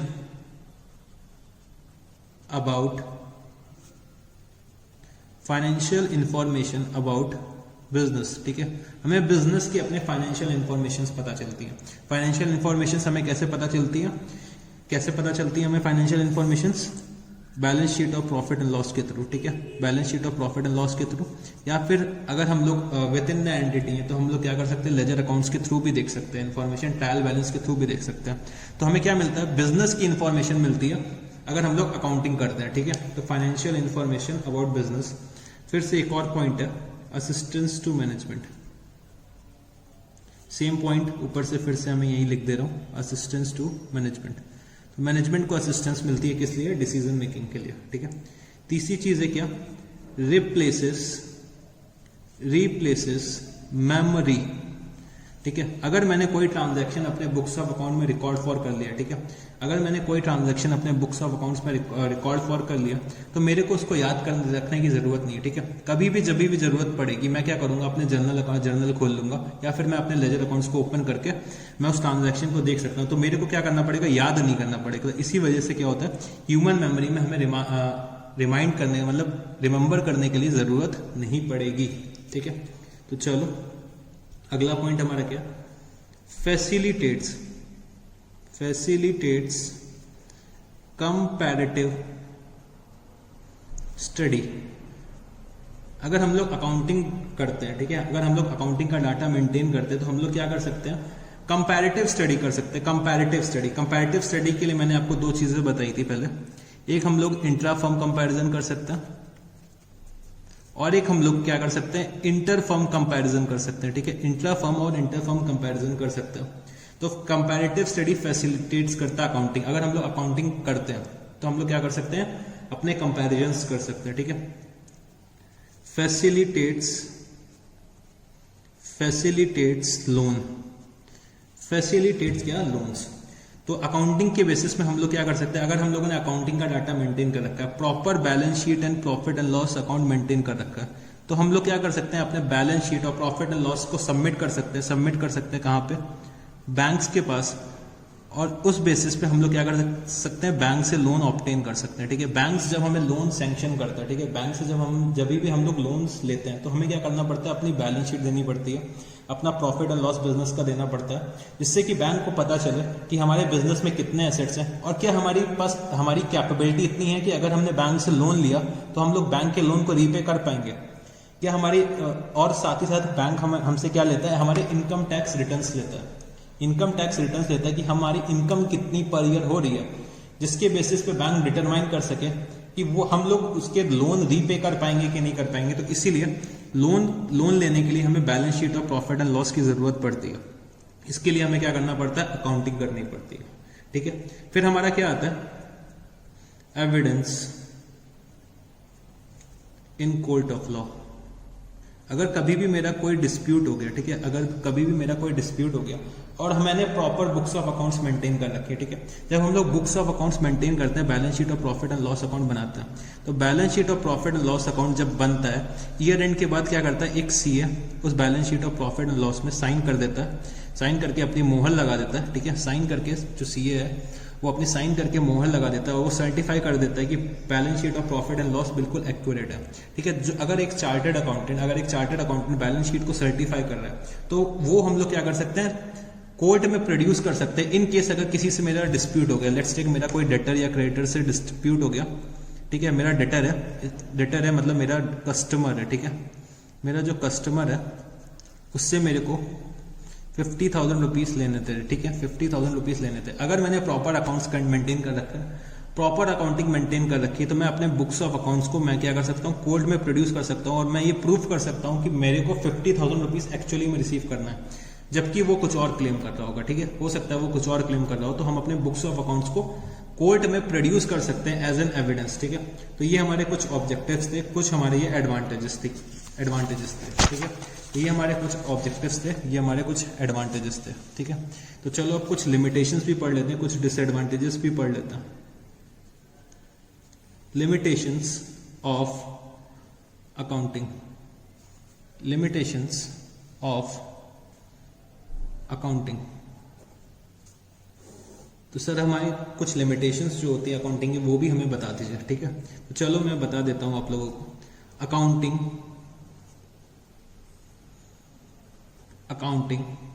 is not fully exact, accounting is not fully exact, ठीक है, accounting is not fully exact. Sir इसका मतलब क्या है ये भी तो बता दीजिए, आपने लिखवा तो दिया accounting is not fully exact. तो बच्चे ये मैं बताता हूँ कि हमें कभी कभी अकाउंट्स के रिकॉर्ड मेंटेन करने के लिए कुछ कभी कभी एस्टिमेट्स लेने पड़ते हैं, ठीक है, कुछ कभी कभी हमें क्या करना पड़ता है, जजमेंट्स लेने पड़ता है। तो ये accounting is not fully exact, तो हमें रियल डाटा पे कोई जरूरी नहीं है वो बेस्ड हो, कभी कभी हमें क्या करना पड़ता है, एस्टिमेट्स लेने पड़ते हैं। एस्टिमेट्स सर कैसे एस्टिमेट्स लेने पड़ते होंगे, क्या आप मेरे को बता सकते हैं? लेट्स टेक मेरा जो एक कस्टमर है, ये मेरा जो कस्टमर है एक्स, ठीक है, ये मेरा कस्टमर है एक्स, ठीक है, इससे मेरे को रिसीव करने थे 20,000 रुपीज रिसीव करने थे, ठीक है, 20,000 रुपीज मेरे को एक्स से रिसीव करने थे। बट मेरे को कहीं से मार्केट से न्यूज आई कि एक्स के पास फाइनेंशियल क्रंच है, मतलब उसके पास पैसे की बहुत तंगी है, उसके पास पैसा ज़्यादा है नहीं, और बहुत चांसेस हैं कि बहुत लोगों के पैसे नहीं दे रहा है, बहुत चांसेस है कि मेरा पैसा ये शायद एक्स ना दे, मेरे पैसा डूबने का डर है, ठीक है। इसके लिए हम लोग क्या करते हैं, कुछ डर की वजह से हमें लगता है कि शायद ये हमारा भी पैसा कुछ ना दे, ठीक है, 20,000 में शायद कुछ पैसा ना दे, तो हम लोगों ने क्या करा, एक एस्टिमेट लगाया कि शायद ये 5,000 रुपये मेरा नहीं देगा पर 15,000 रुपये तो दे देगा, ठीक है।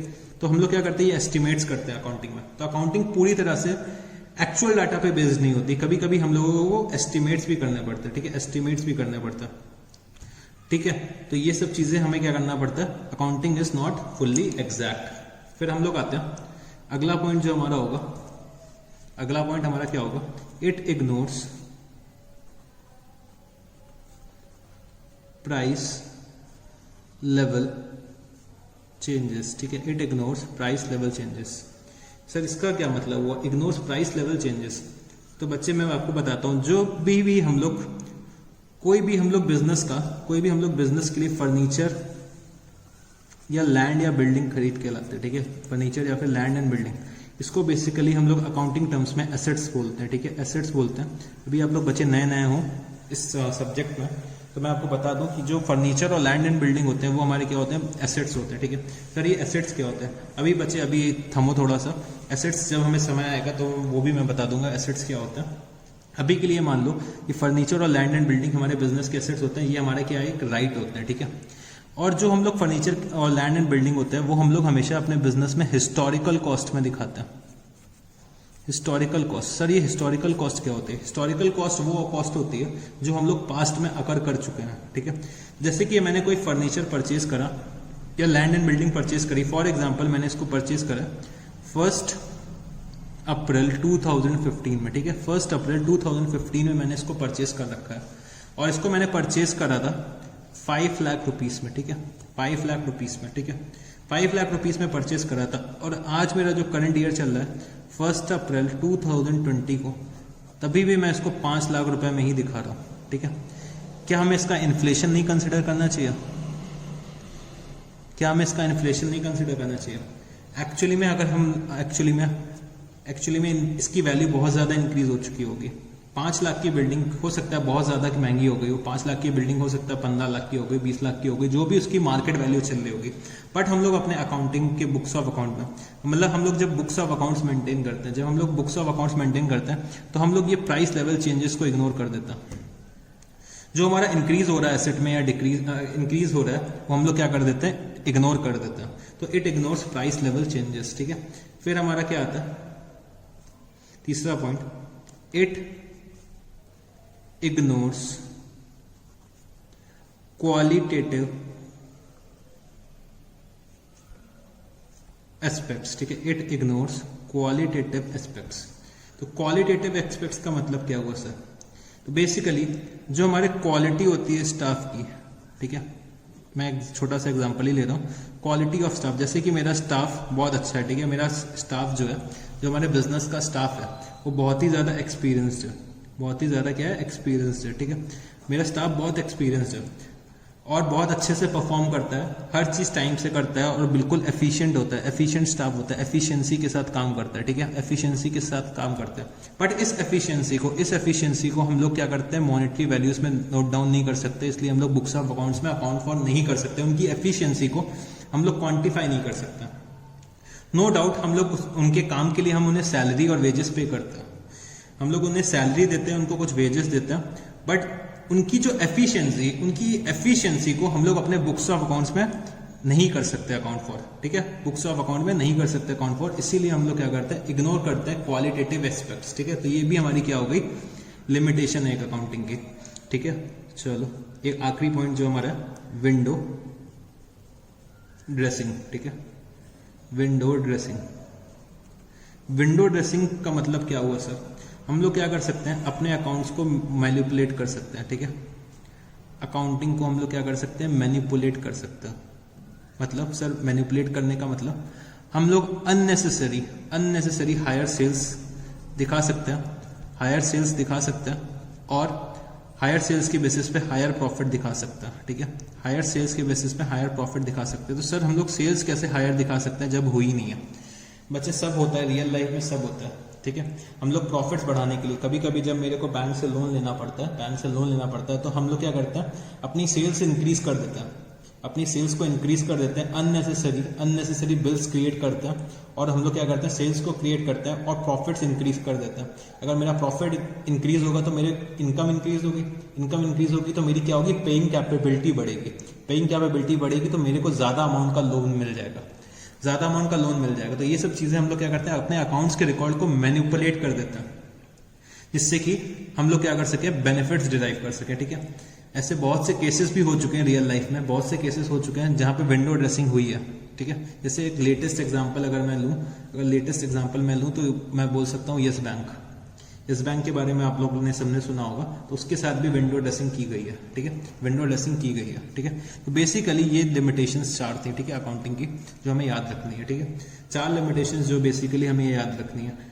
तो बच्चे आज के लिए हम लोग इतना ही रखते हैं। मोटा मोटा आज हम लोगों ने क्या पढ़ा, इस सब्जेक्ट को सबसे पहले हमने समझने की कोशिश करी, हमारा क्या एग्जाम पैटर्न होता है, क्या हमें पढ़ना है, ठीक है, क्या हमारा सिलेबस है, अकाउंटिंग का थोड़ा सा इंट्रोडक्शन पढ़ा, कैसे हम लोग ओल्ड एजेस में अकाउंटिंग करते थे, किसको किसको जरूरत पड़ती है अकाउंटिंग की, हम लोग क्यों अकाउंटिंग करते हैं, पूरा प्रोसेस पढ़ा हमने अकाउंटिंग का, अकाउंटिंग की एक डेफिनेशन पढ़ी थी, बुक कीपिंग के बारे में जाना था, बुक कीपिंग और अकाउंटेंसी के बीच में क्या डिफरेंसेस होते हैं वो भी हम लोगों ने आज पढ़े थे, कुछ ऑब्जेक्टिव्स पढ़े थे, एडवांटेजेस और लिमिटेशंस पढ़े थे, ठीक है।